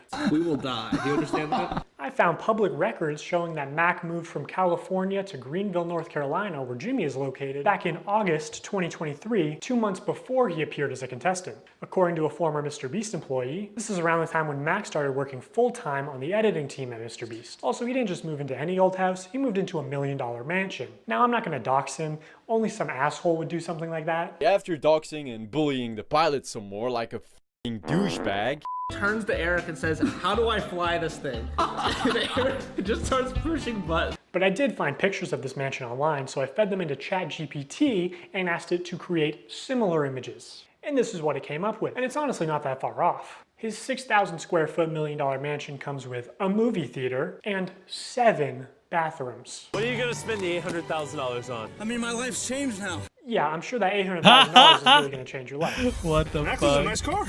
Tell me, where are we right now? We're in the place that we drove to a few minutes ago. Mac, let's cut the shit here. What have you been doing for like the last year? A lot of family stuff. What kind of family stuff? Just like you know, playing catch with my dad, you know. For a year? How do you make money? How are you like surviving? Basically, like my main strategy is I go to like grocery store type places. Grocery store type places? Yeah, and I basically Wait, I want to read this. Dodging the question because he's been secretly working at MrBeast while appearing in the scripted videos as a contestant. Jesus Christ. Okay. I'll do it when I get there. I usually get like an amount of food that takes like a week or so, right? With what money? The money that I've made. How did you make it? Huh? Listen, you're getting too caught up in the details. They'll figure it out. We will die. Do you understand that? During this time lapse on the 4th day of 7 days stranded at sea, you can clearly see there's no one in the shelter. These are their empty beds. But after a hard cut, magically 5 people are awake, and 2 of the boys have bright yellow raincoats that they didn't have when it rained on day 2. And after standing the whole night, completely soaked. You didn't spend the night soaked, Jimmy. You slept on the production yacht. It's ironic Oh because my this is one of the videos- god. Come on, dude. Ah, what a fucking oof. Okay, shit. I almost said that famous word that our mistress Melanie Mack loves saying so much. I think the F word, I believe. That fucking grifting loon.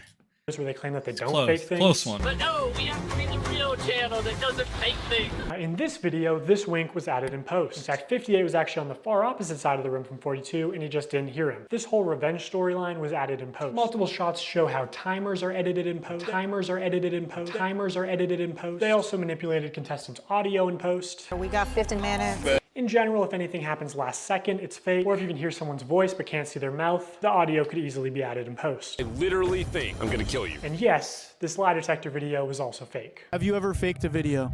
No. Take that lie. It's still real to me, damn it! Okay, so MrBeast fabricates some contestant dialogue and timers and movements and storylines and uses a bunch of shitty CGI, but who really cares? I mean, the videos are just for entertainment only, right?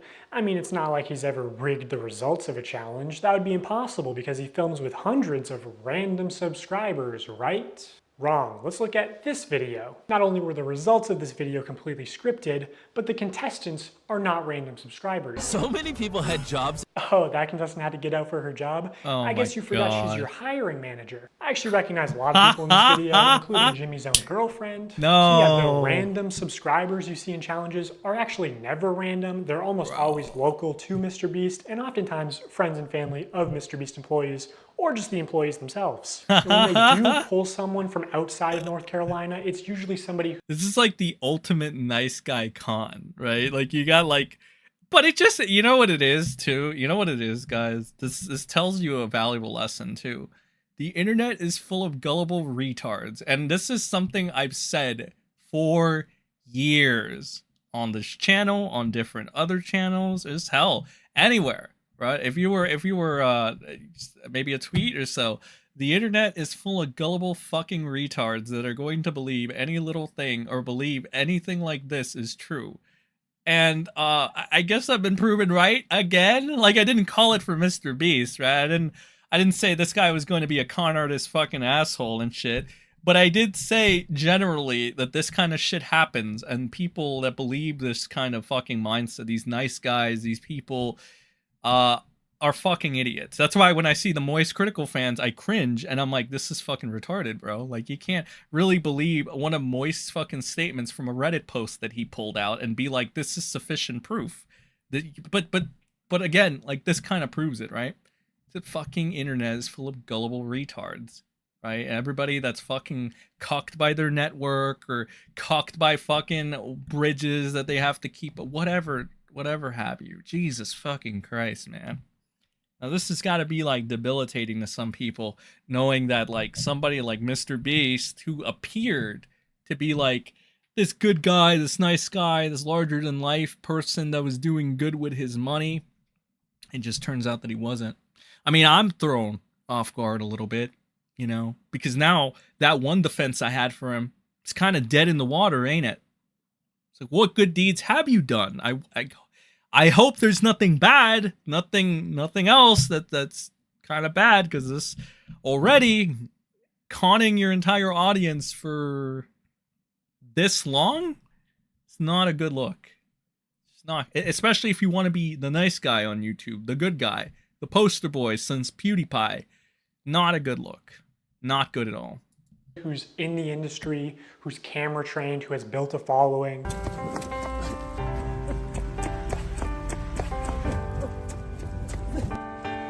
That's fucking hilarious. Hey, anyone I'm friends with watching? Is that what's saying?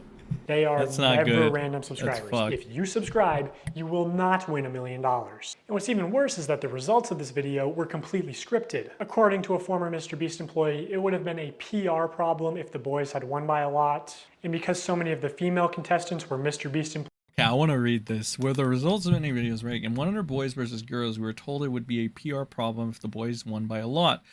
Yeah, I'm sure the left would agree with that, huh? We need a little bit of that woman empowerment in there.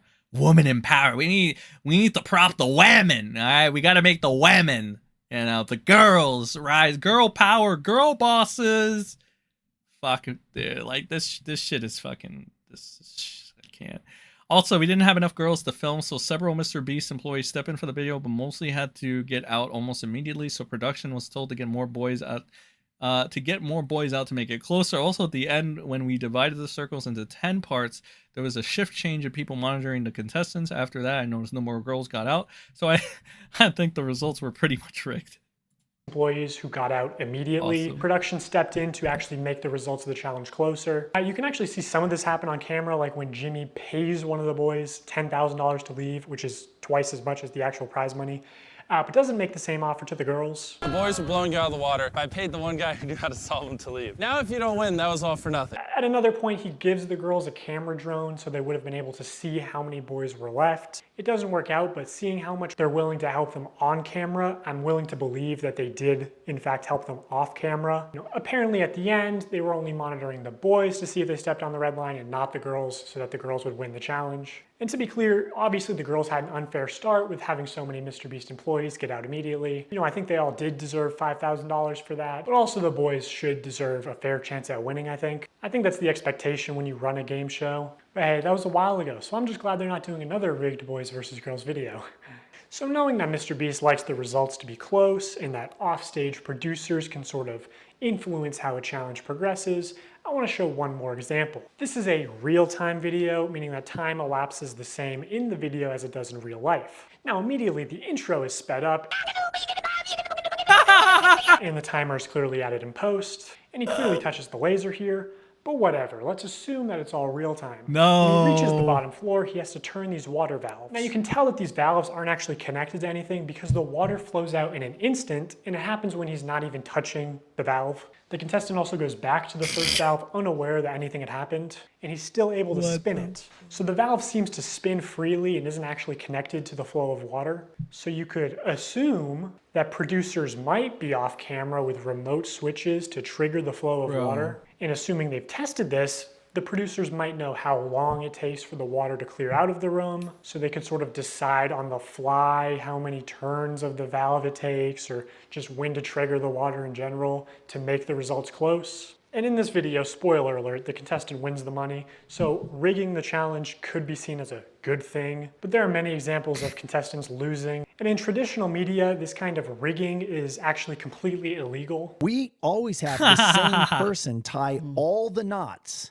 so that we know they've tied them at the exact same tension.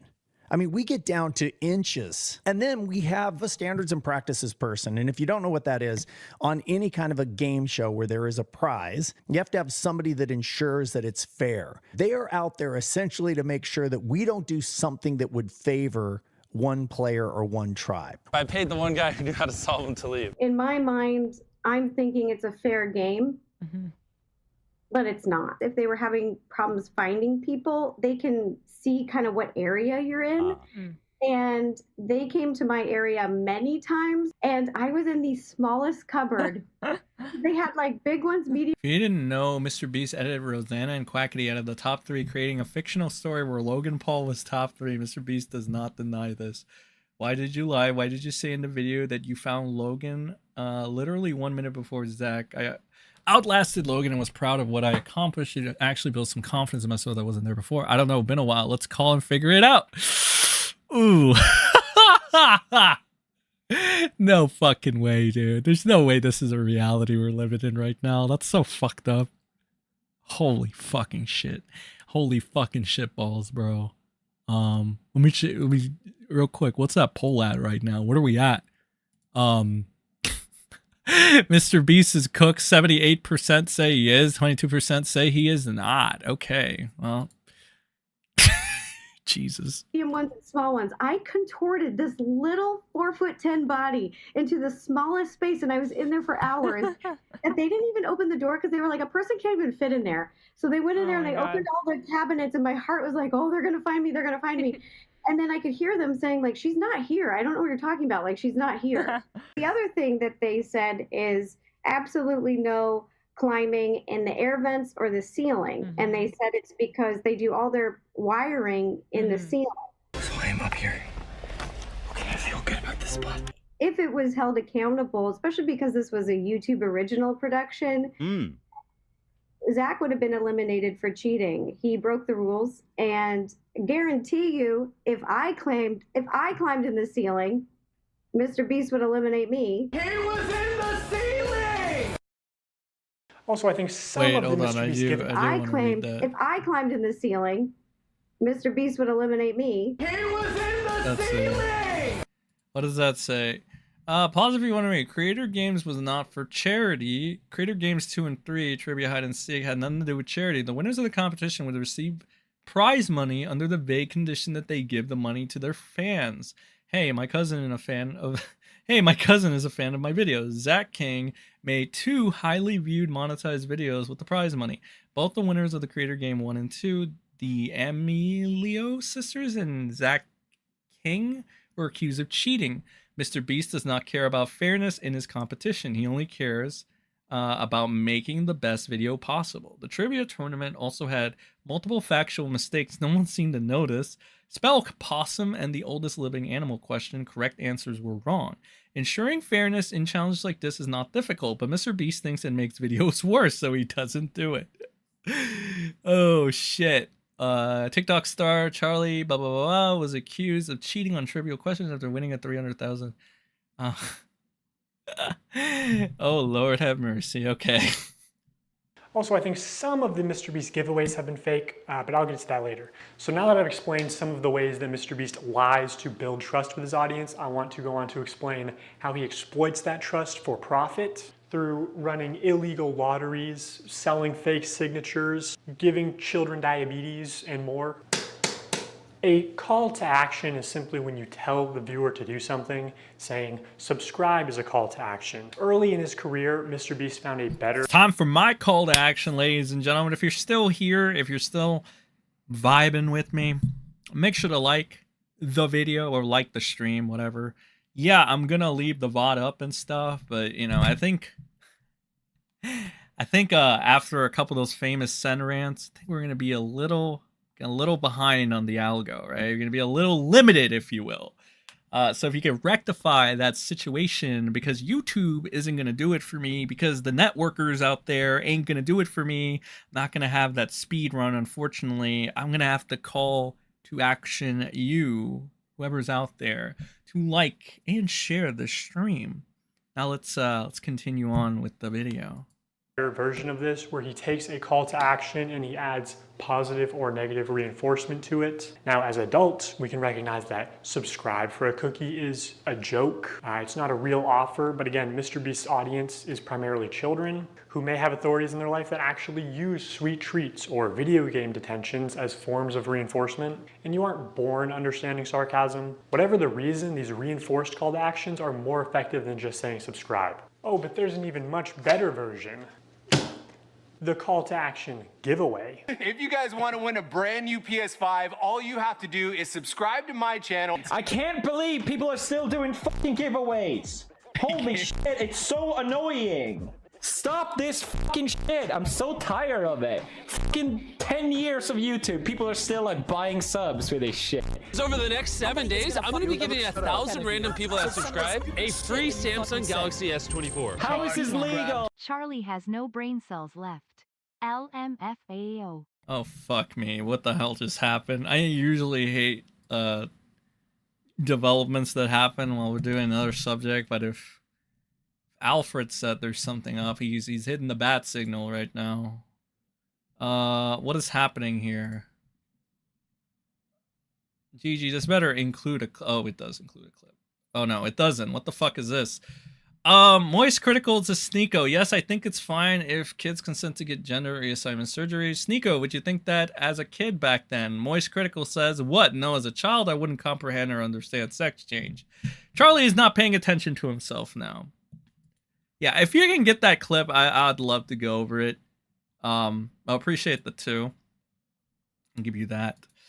Yeah, so just if you get the clip of that, please do send it, because I do think that okay, we already saw what Moist said. I don't put it past him to have said that, and but it would be nicer to have a fancy little clip. That's all I'm saying. All right. And when the fuck did, like, number one, when the fuck did Felix PewDiePie start rocking this look, and when did he become so based? Or am I just out of touch for thinking PewDiePie's based? I don't know. I don't know. Let's continue. Oh, I don't get it. All you have to do is subscribe to your channel. All you have to do to enter to win one of these phones is subscribe. It's a scam. Holy shit. I literally spent over... Yeah, when did... Oh, okay. When did PewDiePie, like... Did he just get, like, out of his fucking YouTube contract? Like, the corporate... I'm not talking about the regular... Like, I'm talking, like, the Illuminati contracts, you know? Like, the contract that Turkey Tom is in right now. The dark blood oath to protect my lord MoistCritikal from random Twitter users from getting his feelings hurt. When did fucking Felix get released from the contract? Is he allowed to say this fucking real shit now? Right? Is This is what it is? Okay, cool.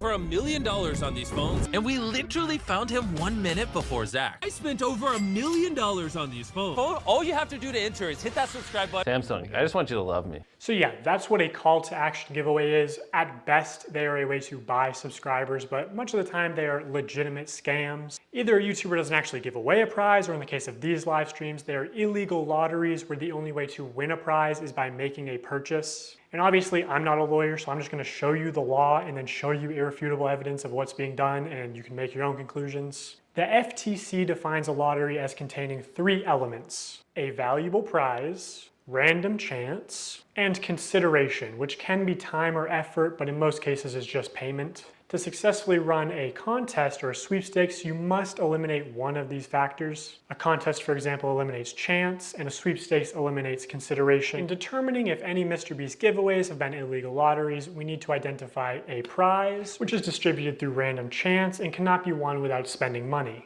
On August 2nd, 2020, MrBeast live streamed him and his friends signing limited edition shirts celebrating 40 million subscribers. And here are just some of the clips from that stream. For those of you who are just joining, if you buy one of our limited edition 40 mil special shirts, we're celebrating 40 million subscribers with a really big video, then we will sign that shirt, and some of them will get random prizes like this. In 10 minutes, right, because we gotta give them time to do their cart, we'll give 2 orders $500 each. 5 minutes, someone's getting $3 grand in their order. In 5 minutes, we're gonna do the same thing again. We're gonna put $1,000 in a random order.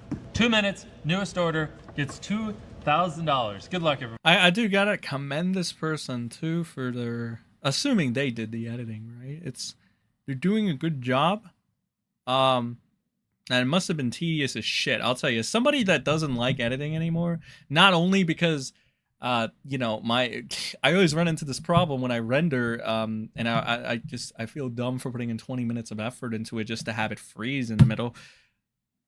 Editing is not for the people that have ADHD, okay, or any type of this patience problem. You know what I mean? Because it really is tedious and annoying to be like, I gotta get every little clip here, and I've got to put it together, and I've got to put a nice little transition in the middle, and then it's annoying nerd shit, but I respect the fuck out of anybody who can pull that off, because that is a lot of fucking patience in order to make it. And also, he's doing a pretty nice thing, syncing up like what he's saying with these little thing, and it's the little things, really. It's not even like fancy over-the-top Michael Bay explosions like fucking Turkey Tom tries to do, or fucking even my pal Sluggy Wuggy, you know, with these. It's like, bro, chill with the fucking editing for a second. This isn't a Michael Bay fucking production, dog, all right? It's not Transformers Age of Ultron or whatever there, okay? So, you know, it's the little things. It's good. It's commendable.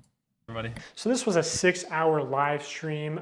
They took it down off YouTube, but 5 hours of it are still up on their Facebook page. And during those 5 hours, I counted 46 illegal lotteries. These lotteries are also run poorly. Multiple times they would say something like, buy in the next 5 minutes for a chance to win. And then 7 minutes later go, actually, the newest order in 30 seconds is gonna win. In 5 minutes, we're gonna do the same thing again. We're gonna put $1,000 in a random order. Hey, Daryl, don't we owe someone $1,000? We do. Yeah, so, all right, so the newest order, in 30 seconds, we are gonna put $1,000 in your package. Stephen K. Okay? Stephen King. And there is no second giveaway 30 seconds later, like Jimmy said. This is just one very shady giveaway. They just go on to talk about how Steven made a profit. Steven's a handsome name. So he actually walked away with some money. We're proud of you, Steven. I counted 13 of these extra shady lotteries where they did not give the prize in the original time frame that they said. Okay, so we're gonna put 2 iPhones in this piñata, and we're gonna give it to someone who orders a shirt in 3 minutes? 5 minutes. Buy a limited edition shirt or hoodie, and we're gonna pick a random one in 10 minutes and give them $2,000. Have we done iPhones yet? Yeah, oh, we did one. Oh wait, hey Daryl. First, actually, before we do that, we never picked the piñata. Oh my so god, these clearly fit the dude. definition of an illegal lottery. These clips are also not out of context. No one ever said no purchase necessary. There's, you know, a part of me, if I was a con artist like Jimmy, or just a con artist, I would be so pissed as like my entire grift, my entire con fell before my very eyes, assuming the people are going to watch, you know, this and understand what it is and believe it and stuff, right? If they want to continue to be in denial about it and still support the guy, and or if he can provide receipts of his own that debunk this or anything of that sort, win back the trust of the people, so to speak, especially the detractors and the criticizers at this point in time.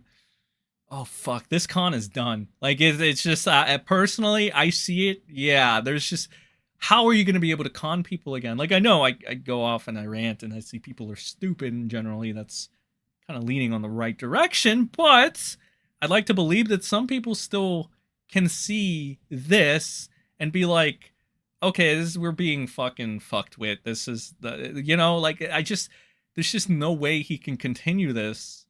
There's no way this can continue. There's just no fucking way, right? I don't see it, chat.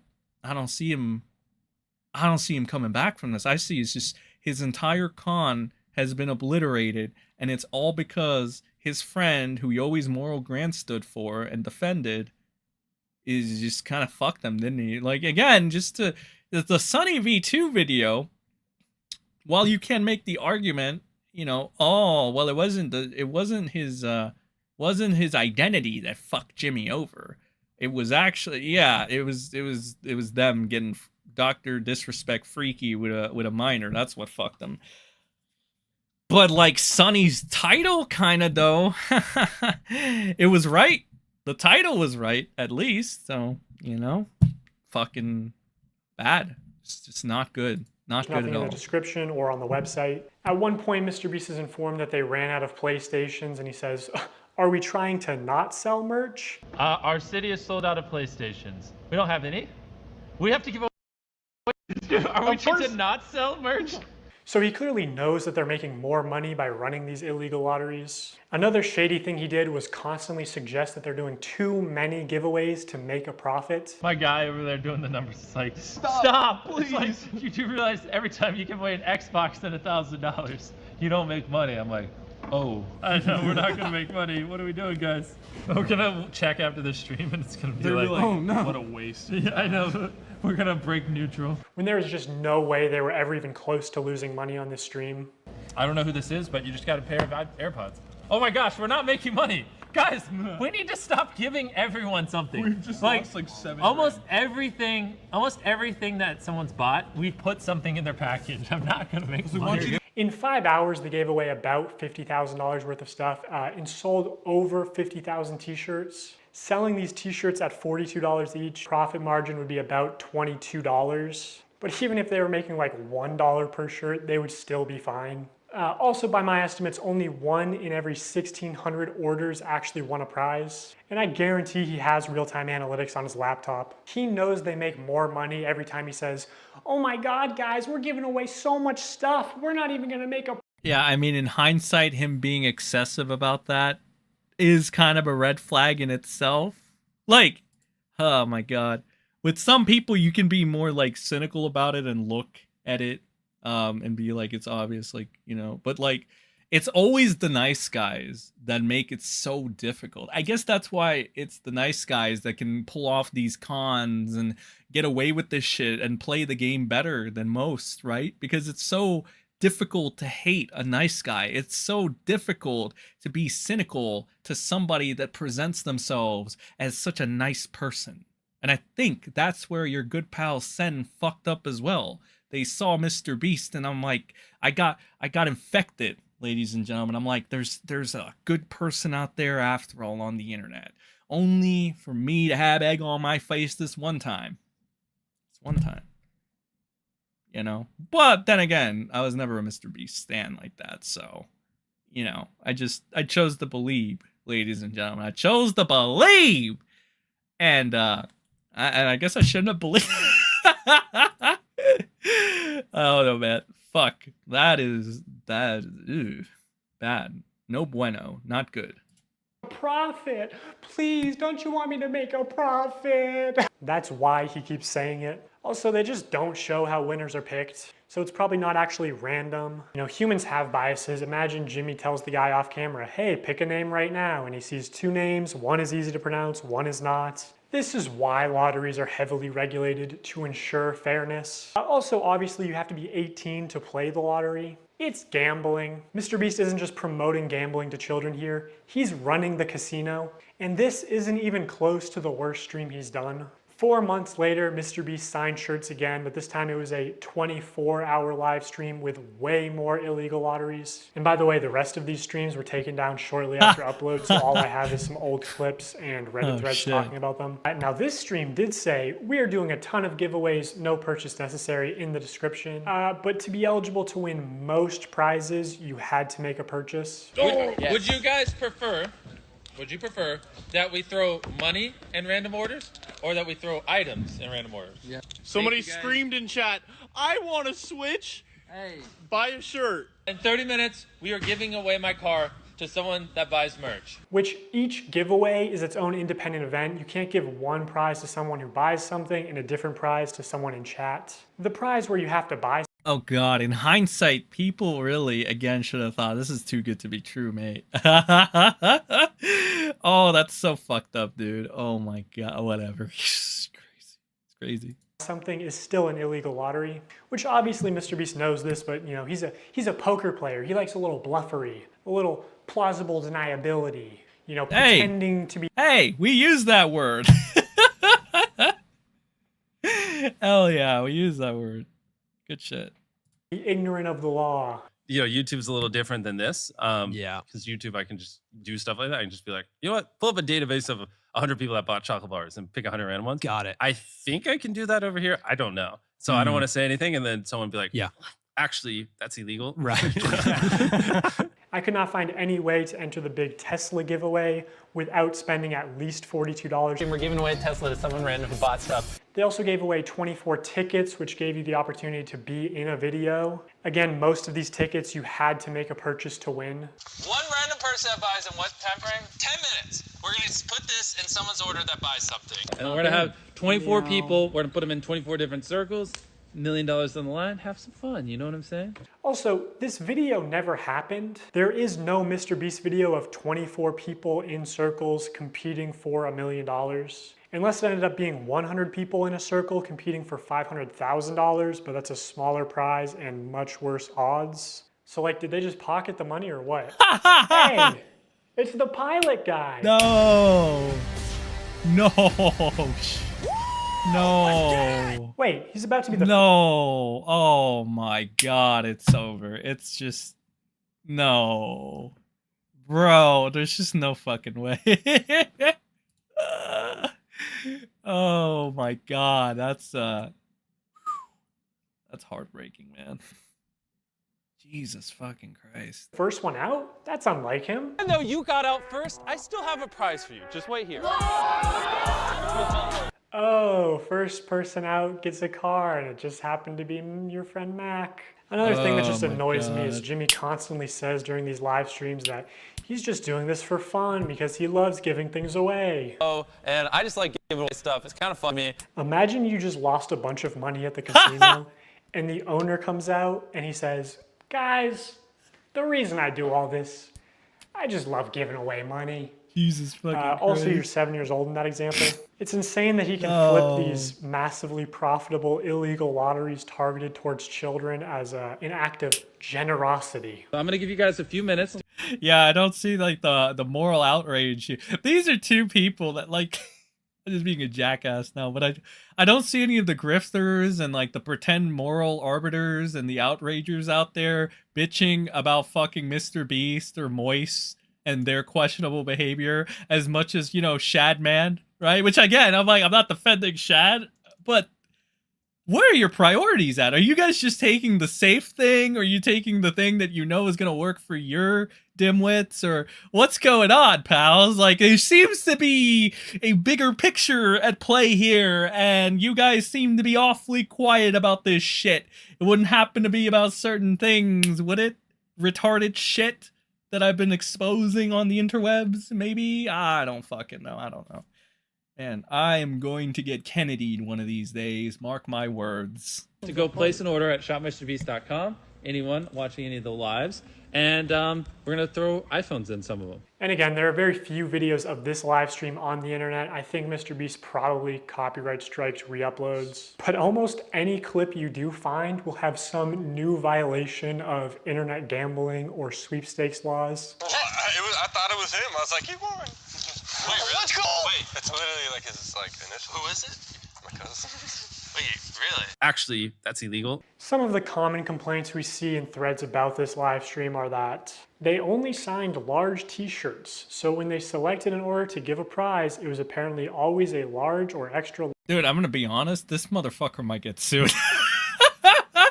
I wonder now if the reason he took so long and shit is because he was checking all his legal bases or getting a good fucking attorney. Because if I'm MrBeast and I see this fucking guy making this expose on me, I'd be fucking livid. Because there's no way you're... Dude, hit pieces, exposes are supposed to damage your characters so you never gain an audience again. That is the purpose of these, right? In this instance... I mean, kind of reasonable, I guess. Other instances, not really. Because, you know, people that expose others will cover up for their friends that do the same thing. But that's neither here nor there. For this, though, it's like, this is going to affect MrBeast's money earnings, like 100%. Even if there's still going to be a small amount of people that pretend that MrBeast is not a con artist. Like, there's still going to be a few that's going to affect his bank account at this point. This motherfucker might get sued. Maybe he was checking his bases to see if he had a good attorney and if he had a case or something. Because there's just no way in fuck this guy isn't getting sued for this shit. Large t-shirt. They kept saying things like buy in the next 15 minutes for a chance to win and then not honoring it. Multiple people claiming that their name was read to win a prize and they never received it. This person is still tweeting about it to this day. Now, there's a lot more people complaining about the deceptive sales tactics. Reading all this really upsets me because I spent money I honestly didn't have for 5 shirts at different times during the live when they said things like buy now and you will get prize or money. And I received 2 orders and nothing but shirt, both with MB and one with a heart and one with a smiley. I was hoping for at least a couple things for Christmas for my family. Now, this commenter also goes on to explain that she's disabled, has PTSD. Lotteries and scams specifically target vulnerable populations like that. I'm disappointed. My son bought a signed shirt and was so excited. He watched a live stream and saw that people who bought would receive $100. He was excited to win something and be a part of his favorite streamer, MrBeast. When the shirt arrived, he was grinning from ear to ear. When he realized that there was no $100, he was visibly disappointed. He said nothing other than, I guess he meant everyone except me. He loves his shirt, but I'm really upset seeing him hurt. And obviously people can lie on the internet, but a lot of people are independently claiming the same things. Like that at the end of the live stream, they said they were putting $100 in every order. Now, my speculation is that they put $100 in every order that came across the table that they signed, but I'd be interested to see how they worded that. If the video of this live stream ever resurfaces, I think a lot of these claims will be proven true, which MrBeast definitely has this stream saved. He saves all his footage. So I'll ask you, Jimmy, will you publish this to prove your innocence? Oh, shit. Also, using art. I love, okay, I vote, no, I more so love it when people put it on the spot, right? When they put people on the spot like that. Which is why, like, I kind of like that. I just wish he was less obnoxious about it because it kills an entire momentum and it's annoying. But when Sneako kind of put Charlie on blast with certain things, that was good. That was good. Because if that didn't happen, I will give Cucko this. If that didn't happen, we wouldn't have those interesting sound bites of fucking Moist saying some of the most weird fucking like, I expect it from a leftist that's brainwashed and, like, you know, not all there. But from the god himself, MoistCritikal, the Jesus of YouTube, that's fucking... Oh, Tom, you gotta go help your boy out. Go fake outrage more about somebody calling him out. Come on, Tom, go earn your treat, boy. Come on, doggy, go earn your treat by saving MoistCritikal. Oh my god. I'm Turkey Tom. I'm so stoic and aloof. I'm too good for this. You're such a fucking F-slur, bro. I can't believe you let Lorix pipe your ex. Well, it was your girl at the time, so you know.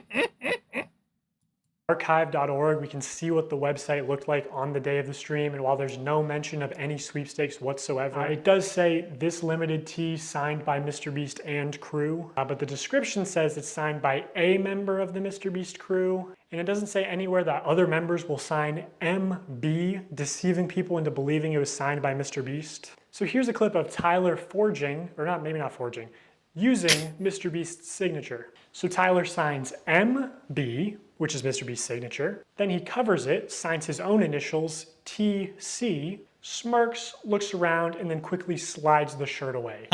Could you make it any more obvious? You know, you don't accidentally have someone else's signature as muscle memory. And again, I'm not a lawyer. I think this is fraud. Maybe they could say it's the brand's signature, even though it's clearly implied that this is Jimmy's signature, which was established during the last live stream.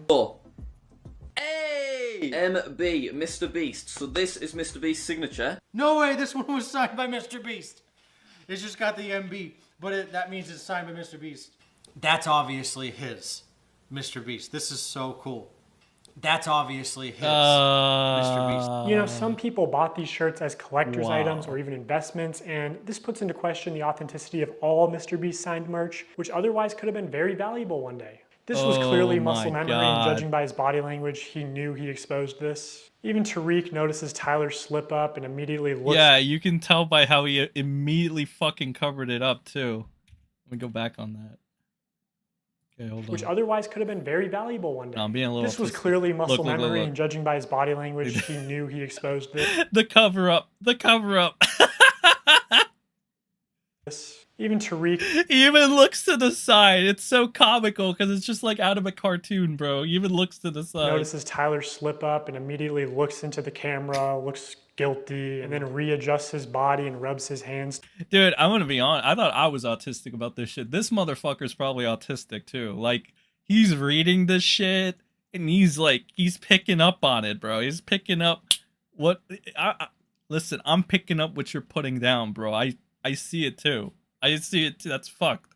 It's fucked up. My God. How did people not realize this? I guess that's my biggest question. Were they just so in denial about it and they needed an expose to happen, like on MrBeast or the brand, for them to see this and like have the lights click and shit? Like, what the fuck? Together. Also, MrBeast said during the live stream that this is the last time he'd ever sign anything, and that was just a lie. Illegal lotteries targeted towards children and selling fake signatures. I mean, imagine if any other YouTuber was doing this. You're very smart with your money. The guy who just throws away millions of dollars on YouTube videos is a gambler. Who would have thought? By this point, MrBeast noticed a problem with these CTA giveaways. I mean, obviously they're illegal, but more importantly, they're not as profitable as they could be. Look at it like this. There are two value propositions at... So, like, not only... Holy shit. So that means, like... means he could probably get sued, too. So it's not even just this guy needs to worry about being sued. MrBeast could get sued, too. That's interesting. Play here. The perceived value of the product and the perceived value of the chance to win a prize. So for something like these $42 t-shirts, if the viewer values the chance to be in a video at $10, they need to value the t-shirt at an additional $30. You know what's fucked up? I'm not going to be that guy, but I'm going to point it out before it's pointed out just because I want to call it. People are going to make the argument that it's, of course, MrBeast knew about Kris, and of course he was fine with it, because MrBeast himself is used to exploiting children for profit himself. Like, in this sense, like, just from what I'm getting out of this video in itself, too, it's like, yeah, the Beast knew that his fucking fan base was predominantly children, and he knew he could brainwash them into this stupid shit, and just, yeah. I mean, fuck. I mean, I'm calling it. Somebody is gonna use that if they haven't already. Like, because it's right there. And honestly, in some fucked up way, it makes so much sense, right? Because if MrBeast is okay with this shit, right? As trivial as you might think this act is, of course he would let Kris get away with shit. Right? I mean, that's... Ooh, oh my God. That's not... Ooh, that's bad. That's just really bad, bro. $32 to make the purchase. So the more expensive the product, the less effective the lottery is. You want to get the product as close to $0 as possible, so people are just paying for the perceived value of the lottery. That's what's most profitable because humans can't accurately comprehend the difference between 1 in a million odds versus 1 in a billion odds. They both kind of just compute as, I have a small chance to win, which MrBeast is well aware of this flaw in human mental arithmetic. At past a certain point, the average human is like, large sum of money, click. And like Right. larger sum of money doesn't really impact the viewing experience. So also the larger your audience is, the more profitable a lottery will be. Anyway, MrBeast wanted the cheapest product possible to use for these CTA giveaways. Basically a piece of paper, but you obviously couldn't sell a piece of paper without getting backlash. Faceables did not try to do a sticker swoop there, but they quickly removed the promotion because it encouraged mild vandalism and spreading garbage. Faceable stickers. Wow. So in January 2021, 3 months after the last shirt signing stream, MrBeast did a live stream where for only $10, viewers could send a picture to the moon. Wait, JPEGs that are going to the moon? And of course he did more illegal lotteries. Just to keep things fun and interesting, as if putting a photo on the moon isn't interesting enough. Someone who puts a photo on the moon, or if you buy the bundle, whatever, and the next 30 minutes, we'll just fly you down to a video. 3 years later, the spaceship finally launched, carrying beautiful pictures of deceased loved ones to the moon, where they would be immortalized. It fucking exploded. Wait, what the fuck? Well, obviously, MrBeast refunded everyone, right? No way. Right? Is Oh it my- MrBeast's fault that the rocket exploded? No. Is it his fault that he advertised it as for $10, I will put your photo on the moon? For $10, I'll put whatever picture you want on the moon. When he couldn't guarantee that? Yes, of course. October 16th, 2021, same thing. Oh my Buy God. this shirt to be in a video. Dude, I gotta say this. MrBeast is a good scammer, bro. No fucking cap. This guy had it on lock. Right? And I mean, like, Jesus Christ. Just no. Dude, you were good at this. You were really good at this. Holy fucking shit. Like, fuck, you're like Nick Rekieta on steroids, well put together, not a drug addict, not abusing your kids. You are Jesus, you're good at this, bro. I gotta say, bro, the devil gives his due. Holy shit.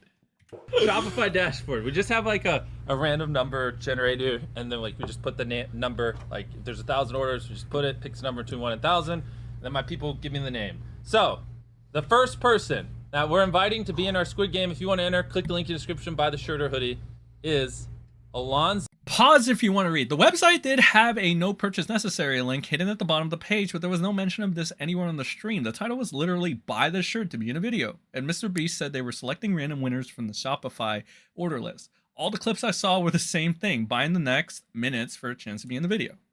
So Diaz. Got to mention in the stream some interesting moments. Bro, there's an actual $100 bill. Wait, really? Like they actually sent a $100 bill. Wait, what does it say? Oh, now we have to read the message. You and your crew are an inspiration to our young ones. God. He wanted to send you $100. Wow. Can you guess what he did literally 1 minute later? Everyone click the link or the view product thing in the bottom left. We're gonna open 3 packages, and whatever's in those 3 packages, we're gonna give someone random that buys. Go 5 minutes without telling children. MrBeast is the American dream. Jesus. Now I'm gonna get to what, in my opinion, is the most unethical CTA giveaway that MrBeast has done. But before I do that, I really want to drive home the point that the closer a sweepstakes is to an illegal lottery, the more money it makes. Because, you know, every customer is supposed to be informed that they can enter easily for free and that making a purchase does not increase their chances of winning. Like, you're supposed to say no purchase necessary in all of your promotional material, which MrBeast does not do. This legal gray area only leads to people getting scammed, especially the elderly and children, who are also being introduced to gambling. The only people who benefit off of sweepstakes are influencers and scammers. Remember Wizza, a sweepstakes company that got exposed as a total scam and shut down? Even Omaze, the charity sweepstakes company, got exposed as a scam and had to shut down in the US. Or back in the day, there was Mystery Brand. You remember Mystery Brand? So Mystery Brand is a website where you purchase different boxes with chances of winning things. Take, for example, this women's Christmas box. It costs $15 to open, and you can win the most expensive Los Angeles realty. But you can't even click it, okay? It doesn't even give you more information, but apparently it's worth $250 million. I love that you can't click it. Like, they're just like, trust us. There's a $250 million house with your name on it. All the way down to Icicle, site balance. I'm willing to bet that this is probably what 99% of the people are getting. Hey, at least MrBeast never wanted to work with this obvious scam. I mean, at least MrBeast's manager never went on some podcast and talked about how MrBeast really wanted to work with this company. No, what's this? Is there anything you've had to say no to? Yeah, tons. Yeah, so a good example. So it was about 3 years or 2.5 years ago when I started working with Jimmy. What was becoming really popular were these like mystery loot crate, like internet sites where it's basically like CSGO skins, but you'd go on and be like, here's this Supreme box, and you'd pay $50 for it. And remember, it was didn't Ricegum did quite a few people. Yeah. Yes, Yeah, they got a lot of hate for that. Right. Jimmy was, he wanted to work with that company when he heard about it because it was a lot of money and we wanted to give that money away in a video. And I had to talk him back on it. I was like, listen, we're not promoting gambling. I think people are going to see this negatively. So it was a long conversation that him and I had to have, which eventually we passed on the deal. And then Jake, Paul, and Ricegum ended up doing that deal and got a lot of hate for it. Jimmy, why is your manager saying that you wanted to promote this obvious scam to your young, impressionable audience? MrBeast launched Feastables, his new chocolate brand, back in January 2022. I want to tell you guys about my new snack company, Feastables. They're made with only 5 ingredients, but still taste amazing. And I'm kicking off Feastables with something I've always wanted to do. 10 random bars are going to have a mystery ticket inside of them, and if you get this mystery ticket, we will fly you out to compete for a chocolate factory in one of our videos. And on top of that, Chandler, we're giving away over $1 million in other prizes to random people that buy the bars. Dude, I need to buy these. It's interesting to look back at this because a large part of Feastables' marketing campaign was the fact that it's a better for you brand, that it's healthier for you than Hershey's. Less sugar, only 4 ingredients, all organic. I wanted to just make a better for you snack brand because I think a lot of the stuff out there is just terrible for you. Because obviously so much obesity and disease comes from the stuff we eat. Like Hershey's. My God, this fucking exposes a bunch of influencers doing their bullshit that they spread. You remember Pokemon's stupid gay little cookies and shit that she was going around overcharging people for? And they were like, oh, it's because of this. They got fucking D3 or whatever the fuck bullshit they were talking about. Think of it this way. If MrBeast is going to con you with this shit, what makes you think Pokimane, who's even worse than MrBeast, right? Much worse, is going to do to you? Like, this literally exposes e-celeb cons everywhere. This is, oh, fuck. This is bad. This just goes further beyond MrBeast. This is going to expose fucking... Assuming they don't, throw it under the rug or the attention span of the average audience member lasts long enough, this can be kind of a thing that's going to fuck over any future e-celeb that tries to promote their shitty fucking product to scam a bunch of people in the audience. For example, there's 10 ingredients, super processed. Our Feastables bars are 5 ingredients, and just all the ingredients are way higher quality. And it's infinitely better than the other options out there. I got all the Feastable chocolates. Let's try them and rank them 1 to 6. I'm going to be completely honest. Totally not biased, because if it sells more, I make more money. I'm going to be honest. And I hope Jimmy is sitting next to me and not getting his feelings hurt. Compare it to Hershey's. It's our Crunch Bar. Okay. This is the one you believe in? Yes. Not crazy, Jimmy. No? You don't like Crunch Bars? I do like Crunch Bars, but again, it's too sweet. Let me try this. Maybe these are defective. Oh my God, this tastes good to me. Wait, we're supposed to be ranking them. I rated the first one, so we're going completely off of. Oh, well, we're going completely off of. We're in too deep. I rate this a 10 out of 10. I give this an 11 out of 10. Keep in mind, only 5 ingredients, infinitely healthier for you than the normal thing out there. Also my favorite so far. Okay, here's the thing. I didn't realize you were a dark chocolate guy. I'm not a super dark chocolate guy. I do love dark chocolate. I get this a 7.8 out of 10. Okay, I'm starting to understand this, man. Okay, okay. I'm starting to figure this man out. You're gonna like this one, right? You like salt? I read you as a sea salt guy. I'm gonna get rid of these. I love salt. No, I want to try those. No, you just don't. Trust me. You're a dark chocolate kind of guy. Yes. I can read the room. The room is red. Oh my god. Now Pause in if you want to read. 2024, Stop going so fast, bro. I want to read this shit. I'm autistic like you. The room is red. All right, let's see this shit. Pause if you want to read. I think this is a mask-off moment for Jimmy. MrBeast had already filmed content with and promoted Keith at this point. Jimmy was definitely expecting a favorable review of his chocolate in return. Jimmy is well aware of the law I don't know that word, bro. You get it. He uses gifts giving as a business move. Here, he thought Keith chose to maintain a level of integrity. And give a more honest review than Jimmy wanted. Personally, I think Jimmy undervalues his own integrity, but it is especially important for product reviewers. MKBHD is a good example because consumers are trusting these people to give unbiased purchasing advice. Jimmy clearly feels more insecure, out of control, and betrayed at times in this video and reacts poorly. It's not fair for Jimmy to expect Keith to mislead his audience for Jimmy's profit. Regardless as a result, Keith likely lost some career opportunities with MrBeast moving forward. Jimmy is a sellout and surrounds himself with yes men. Well, yeah, that's typically how they act. I just didn't think like, you know, when you talk about this kind of behavior, you think of like obviously like the obvious, like a Diorio or something, right? Like to go to that small niche circle that thinks they're bigger than they are. People like that, yes, of course. But somebody like MrBeast, it just kind of goes to show you how important perception and having a squeaky clean record goes, right? Because you really didn't think that he could be one of those people too, but I guess in hindsight, yeah, it should have kind of been obvious, right? Now in 2024, MrBeast changed the formula again to where it has mostly the same ingredients as Hershey's and even more sugar and more calories per bar. And this initial ad for Feastables where he calls it healthy is still getting millions of views a month. Also, I don't think you should ever advertise it as over $1 million in prizes when more than a third of those prizes are just coupons for more MrBeast products, forcing you to spend more money if you actually want to redeem them. Ooh, a $5 coupon for Beast Burger. Now a single combo only costs $20. Bob's Burgers Palace or fucking Five Guys. If this shit can be successful, fucking Five Guys. It's so good. Who cares? It's called Five Guys. What kind of fucking name is that? It doesn't matter. The burgers are good. Branding matters. Ooh, maybe you should have spent a little less time on this beautiful logo and more time on making the food actually edible. Ugh. Yeah, I remember that. Brother, what's that? What's that, brother? Also, be for real, dude.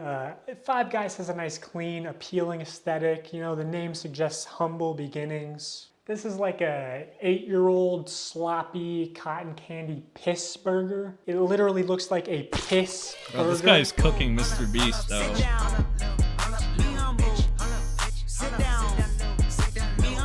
Also, this digital wheel is not remotely representative of your actual odds. Mark Rober has talked about this common deceptive casino tactic before. You recall from the Carnival scam video, the most lucrative games for the Carnival owner are those where people overestimate their chances of winning. That is How much longer we got in this? 17 minutes. Okay, that's fine. Exactly what happens in this game. Thinking you were so close to getting a jackpot, when in reality, you weren't close We're getting at at the home stretch, people. We're hitting the home stretch. And people will spend much more money to try and win because they think they can just do it on the next one. So I am absolutely pigging out on Feastables. Oh my and I'm God. trying to do this. There has been a recent rise in gambling products targeting children. Maybe video game loot boxes and unregulated online casinos partnering with YouTubers and streamers are to blame. Either way, I find it concerning. At a time when the youth are living 7 layers of irony and 3 anime profile pictures, it's hard to know what's a joke and what is sincere. I've seen ironic gambling memes use genuine justifications for financial... I don't know. You can read it. Make no mistake, if you want to gamble, you're a moron. If you promote gambling, you're a king of retards. If it's not too late to escape from this idiocracy timeline, drink filtered water, eat healthy, exercise, save your money, and for the love of God, stop gooning. MrBeast is teaching us gambling? Minus points because there's no cool music. Anyway, let's gamble. Also, these tickets, one of them just so happened to go to a YouTuber with 700,000 subscribers at the time. Just pure chance. This was just taped. It was taped. No freaking Oh way. my God. So it is like really like total chance, obviously. Like you're one of like hundreds of thousands of names. Talk to Jimmy, Bella. What do you got to say to Jimmy, say thank to him? you for picking us. No, he didn't. It was random. Was it though? Was it random? Also, this guy went on to win the chocolate factory. Bro, stop exposing Mr. Beast. It's over. Just stop. You already killed him. It's just, oh my god, this is so bad, dude. I feel bad for Mr. Beast. I like genuinely, his con is done. Like, if anybody doesn't understand it at this point, they're retarded. All right, it's fine. But like, just big picture, I know you guys aren't stupid. The con is dead. Like, you gotta be real with me. The con is over. There's no way you can go back to conning people like this. It's just no way in hell. And extremely unlikely things do happen, but can we see how the winners were chosen maybe? Because knowing how important it is to Jimmy that every video has entertaining contestants through the whole video, it's a little suspicious.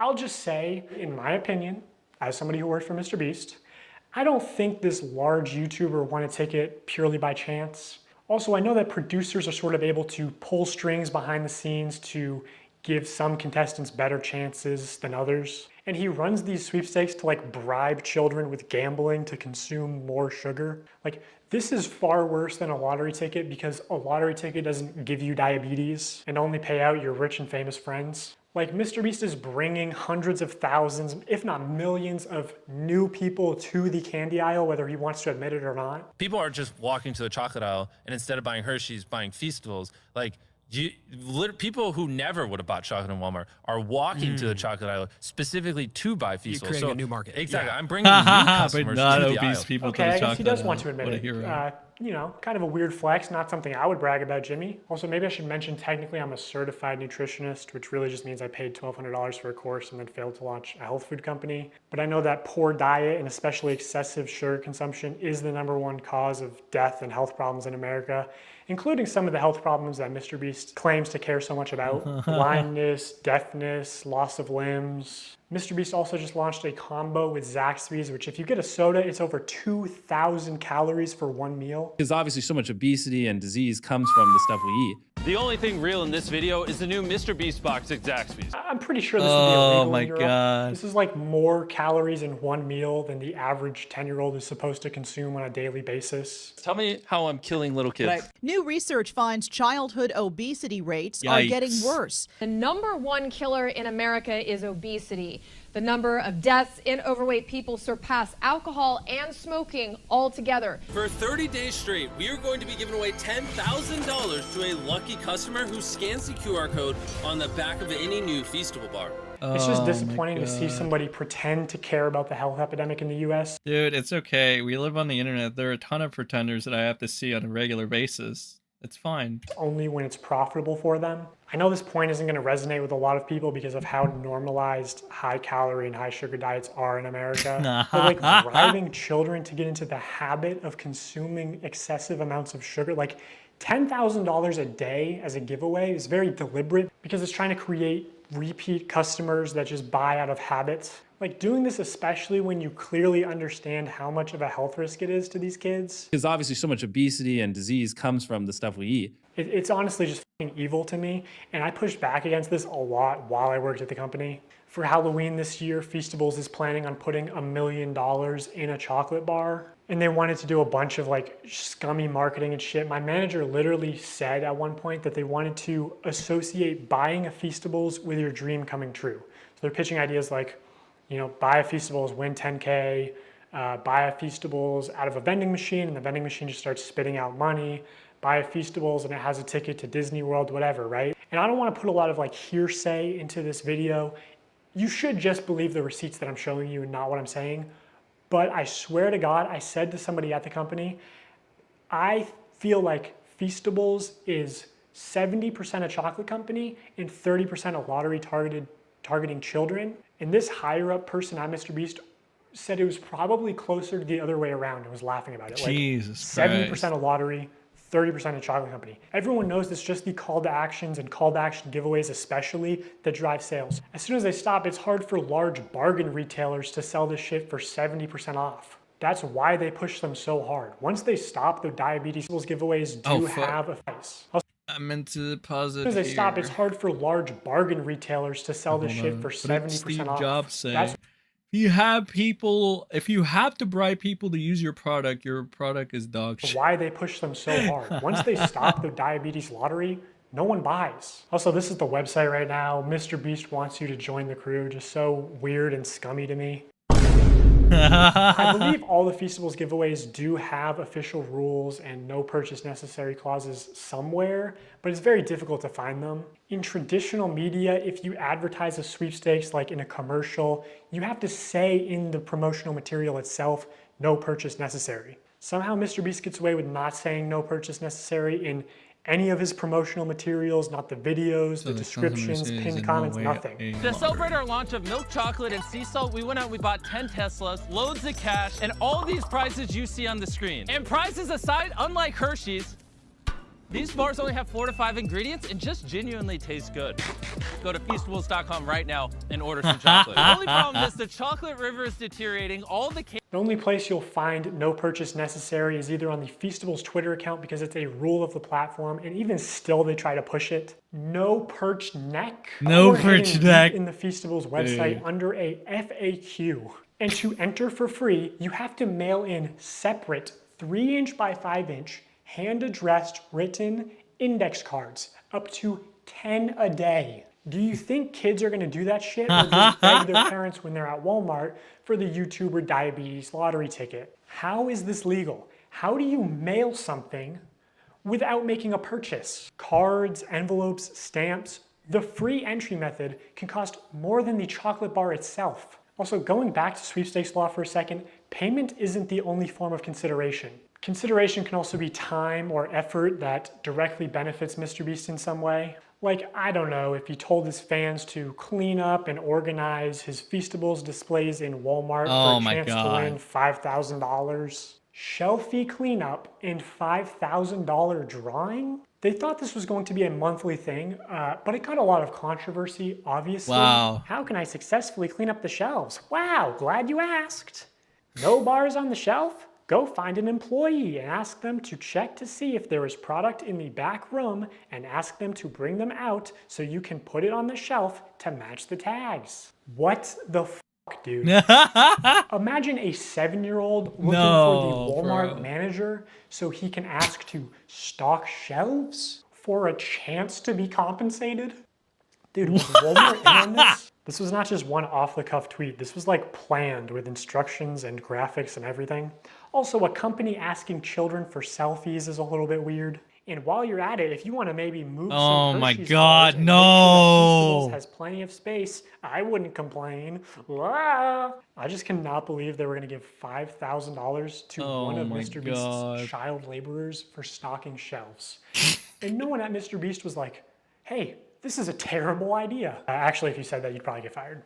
This is the best tasting. To be honest, I don't want any fucking dipshit defending this guy anymore. All right, if you fucking think, Jimmy, just shut up, just shut up. It's like this is irritating. It could be because I'm just cranky because I haven't eaten my chicken sandwich. Okay, it could be that. Which is why I'm trying to speed up this process at this point. I'm gonna go to Mars myself. Well, I'm not going to the moon. Maybe I'll go to the moon. I definitely going to Mars, and maybe I'll take a trip to the moon. But we're doing that in 7 minutes when this fucking video is over. I hate it. It's very good. All right, I don't hate the video itself. It's good. It was needed, but it's kept me away from me going to another fucking planet. So we're gonna try to wrap this up as soon as we can. Chocolate on Earth. Good job, boys. Whoa. How do we know that's the best tasting chocolate in the world? You're fired.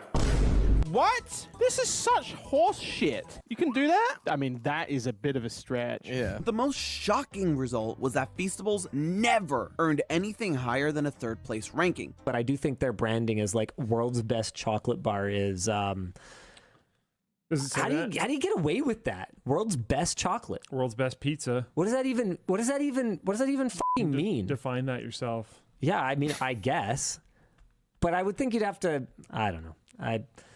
I'm sure whoever worked on his marketing gave some thought to it. Okay, one last point of consideration. Prolonged attention is definitely a form of consideration. In the attention economy, it is the valuable resource that advertisers directly pay MrBeast for. So in these live streams when MrBeast says, hey guys, today we're doing a bunch of illegal lotteries, but also we're gonna be giving away some free stuff to people who keep watching. He does that to boost viewer numbers. I'm gonna give you guys a reason to keep watching, okay? Here's what I'm gonna do. Randomly, I'm not gonna tell you when, it could be 10 minutes, 20 minutes, an hour. I'm gonna randomly pick one person watching this IG live stream and one person watching this YouTube live stream. I'm gonna give you each $5,000. So, keep watching. There's no predictable intervals for when MrBeast will give things away for free to people who watch, so you have to be present when they happen, which means viewers have to keep watching, which is time and effort that directly benefits MrBeast. The more viewers, the more money MrBeast obviously makes, either directly through sales or AdSense or just getting boosted in the YouTube algorithm. So even the free giveaways could and should be against the law. MrBeast just uses gambling psychology to exploit young children for profit. He's just become the first casino where the currency you pay with is attention. Do you think attention is the most valuable currency in the world? Well, of course. Or labor, or money sometimes. Yeah, his core audience is like, I'd say like 10 to 12-year-old boys. Older people are a little bit over him. Some people kind of question the ethics, you know. They sometimes say in these videos where he like builds all these wells or, you know, cures people of this blindness. It's almost like he's exploiting people for these views. God. So older audiences don't love him, but this tween audience, they love him and they're thinking, you know, watching him could get me a car, so why wouldn't I? I'm gonna give you guys a reason to keep watching. Okay, now as far as fake giveaways go, I'm sort of limited in what I can say without exposing confidential information and getting sued. So my official statement is that sometimes things slip through the cracks, and personally, I believe that is intentional. Here's one example where someone on Reddit posted saying, me and a bunch of people got screwed over by a big YouTuber, MrBeast, and I don't know what to do. So for a few months ago, me and my wife went to adopt a dog.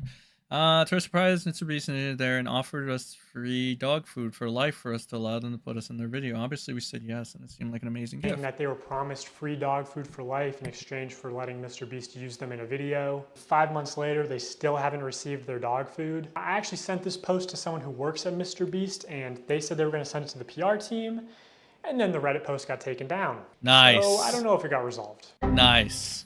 Here's another example of things slipping through the cracks. The second thing that I probably would do different is invest. And I know what y'all about to say.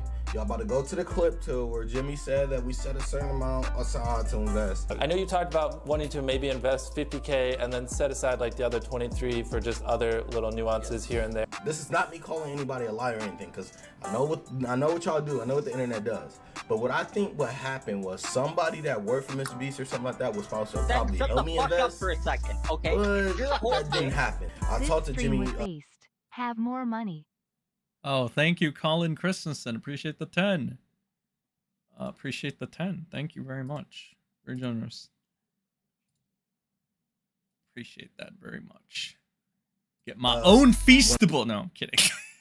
Jesus. I mean, look, if I want to look at it like the most comical, like I'll make this satirical and also kind of like truthful and dark. MrBeast is the greatest LARPer of all time because he's pretending to care about like the death of people through diabetes and all that fucking good shit while actually doing it himself. That's fucking, dude, it's dark. It's also kind of satirically hilarious at the same time because it's like, is this guy self-aware? Is he fucking stupid? Or is he just that fucking like what the fuck is this? That's like saying, oh, I care about the feelings of fucking, I don't know, like transgenders or something, and then I just do my jokes and shit or whatever, right? It's like, you know what I mean? You know what I mean? It's like, dude, are you not aware? It's like, whatever.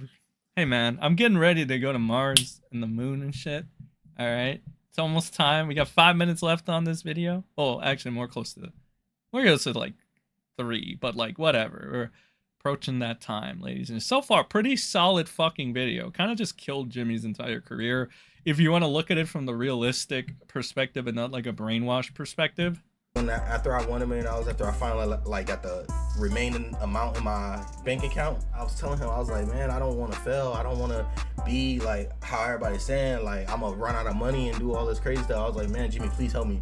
And he said he was gonna help me and we was gonna invest, but yeah, that didn't happen. So If you actually watch this video, you know, MrBeast does say that they're not going to be irresponsible, that they're going to try to set Mark up for life, and that they are going to help him with investing. What we're actually going to do is be responsible and try to set Mark up for his future. So we're going to make smart purchases like a house, cars, and do some investing. But according to Mark, MrBeast only gave him an hour to plan what house to buy, and then gave him only 24 hours to spend the bulk of his money for a video. Time. I wish I would have had more time, and I wish I would have planned out stuff better. Like, that was the best example I can give you is when we had planned out the house and stuff. I literally had an hour. He had somebody come to my house, and we set 1 hour to plan spending $1 million is insane. I guess if you're not prepared for it, this isn't me giving him an out or anything. I think it's pretty interesting and sleazy how he knows. Like, it seems like, now that I'm really looking at it, it seems like Jimmy knows more than he's letting on. At least, like, the human psychology aspect of this entire thing.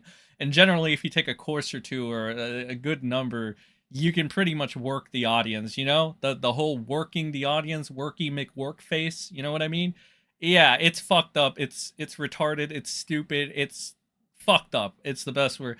And again, this is why I'm saying I'm going to be either Kennedy'd or like buried even more. A lot of your favorite YouTubers, a lot of your YouTube heroes do this shit. A lot of them.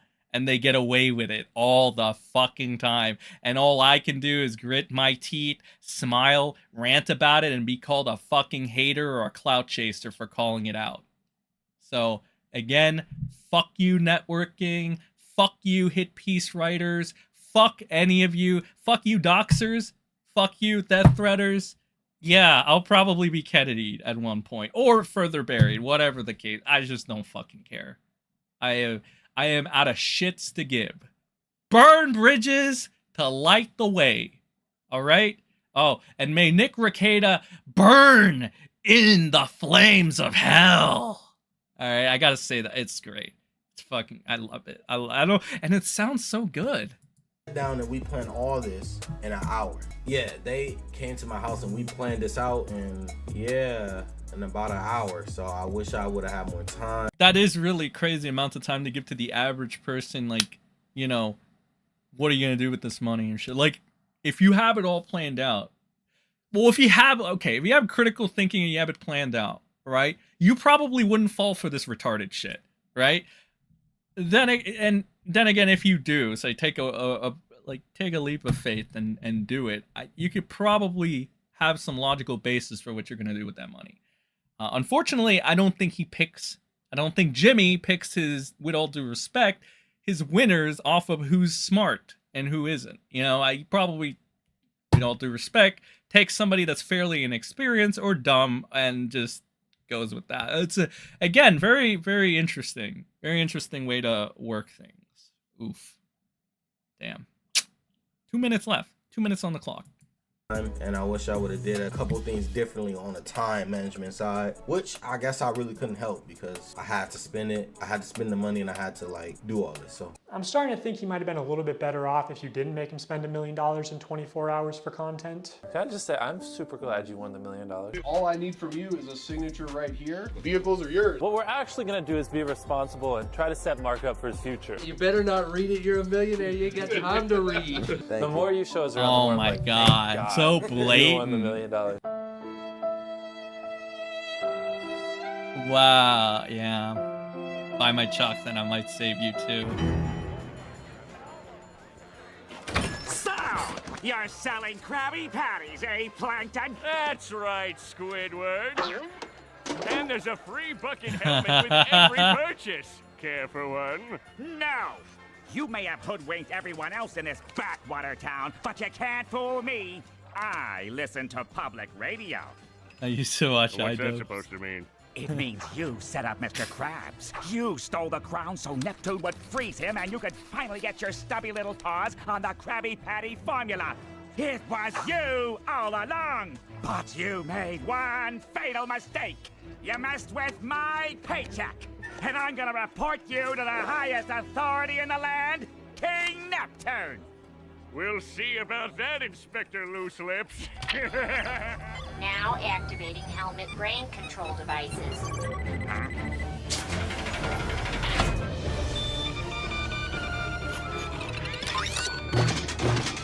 What?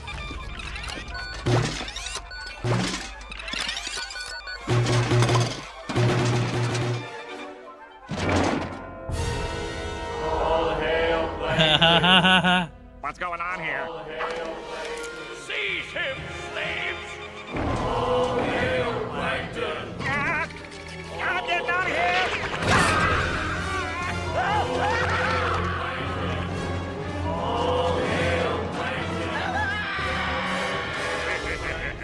Who can stop me now? Now be like shocked. Like have your hands over your face, like you're emotional as you can be. To So be like have your hand continued. reaching for it, and then like be like shocked, like you're, yeah. Oh my god. Now This is when people don't trust them after Act a little continuously lie surprised. to them. like be like really. Oh my god, is there gonna be a part 2? Oh my fucking... I don't know if my heart can muster, chat. Shit, if there is, bro, I'm gonna watch that shit fucking immediately. That was pretty good. Fucking AIDS, man. That's crazy. Burn in the fires of hell. That's right, ladies and gentlemen. Then shut the fuck up for a second, okay? Your whole thing. Another 10 to felt Nicky the nose. You've made more off of this one stream than he did in his last 5. Hey, thank you. Appreciate that. Felting Nicky the nose. Once again, may he burn in the fires of hell. No, but seriously, he does deserve to be in. If any quote-unquote Christian tells you Nick can be saved, you're just call them a fake Christian. There's just no fucking way. The only Christians, quote-unquote Christians, that are gonna say that are like Melanie Mac, The Quartering, and fucking Kumalat. Because, I mean, you already know they're fake as shit, so what does it matter, right?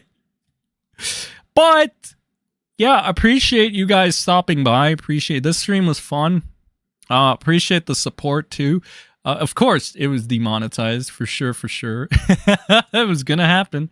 It was bound to happen, but it's all good, though. It's all good. I appreciate you guys coming by. Appreciate you guys kicking it. We stayed for, like, a long time. I mean, a long fucking time. But I think it was worth it. You guys are fun. I will talk to you guys next Friday. We're gonna do another live. We got some more stuff to cover. Hopefully we go back to a 2-hour format. This killed me, but it was worth it. And this was well worth it. I'll probably have some videos up. I've been testing if I can edit again without my work being destroyed, right? Without my progress dying. It seems to be working, so we'll see. We'll probably make more videos. Yeah, so make sure you like, share, favorite, subscribe, all that YouTuber stuff. And hopefully I don't get Kennedy'd from here onto the other day. Now I'm off to the moon and off to Mars. So I will catch you all in the next one. Have a good rest of your night, wherever the hell you are. Stay safe, and I'll see you in the next upload.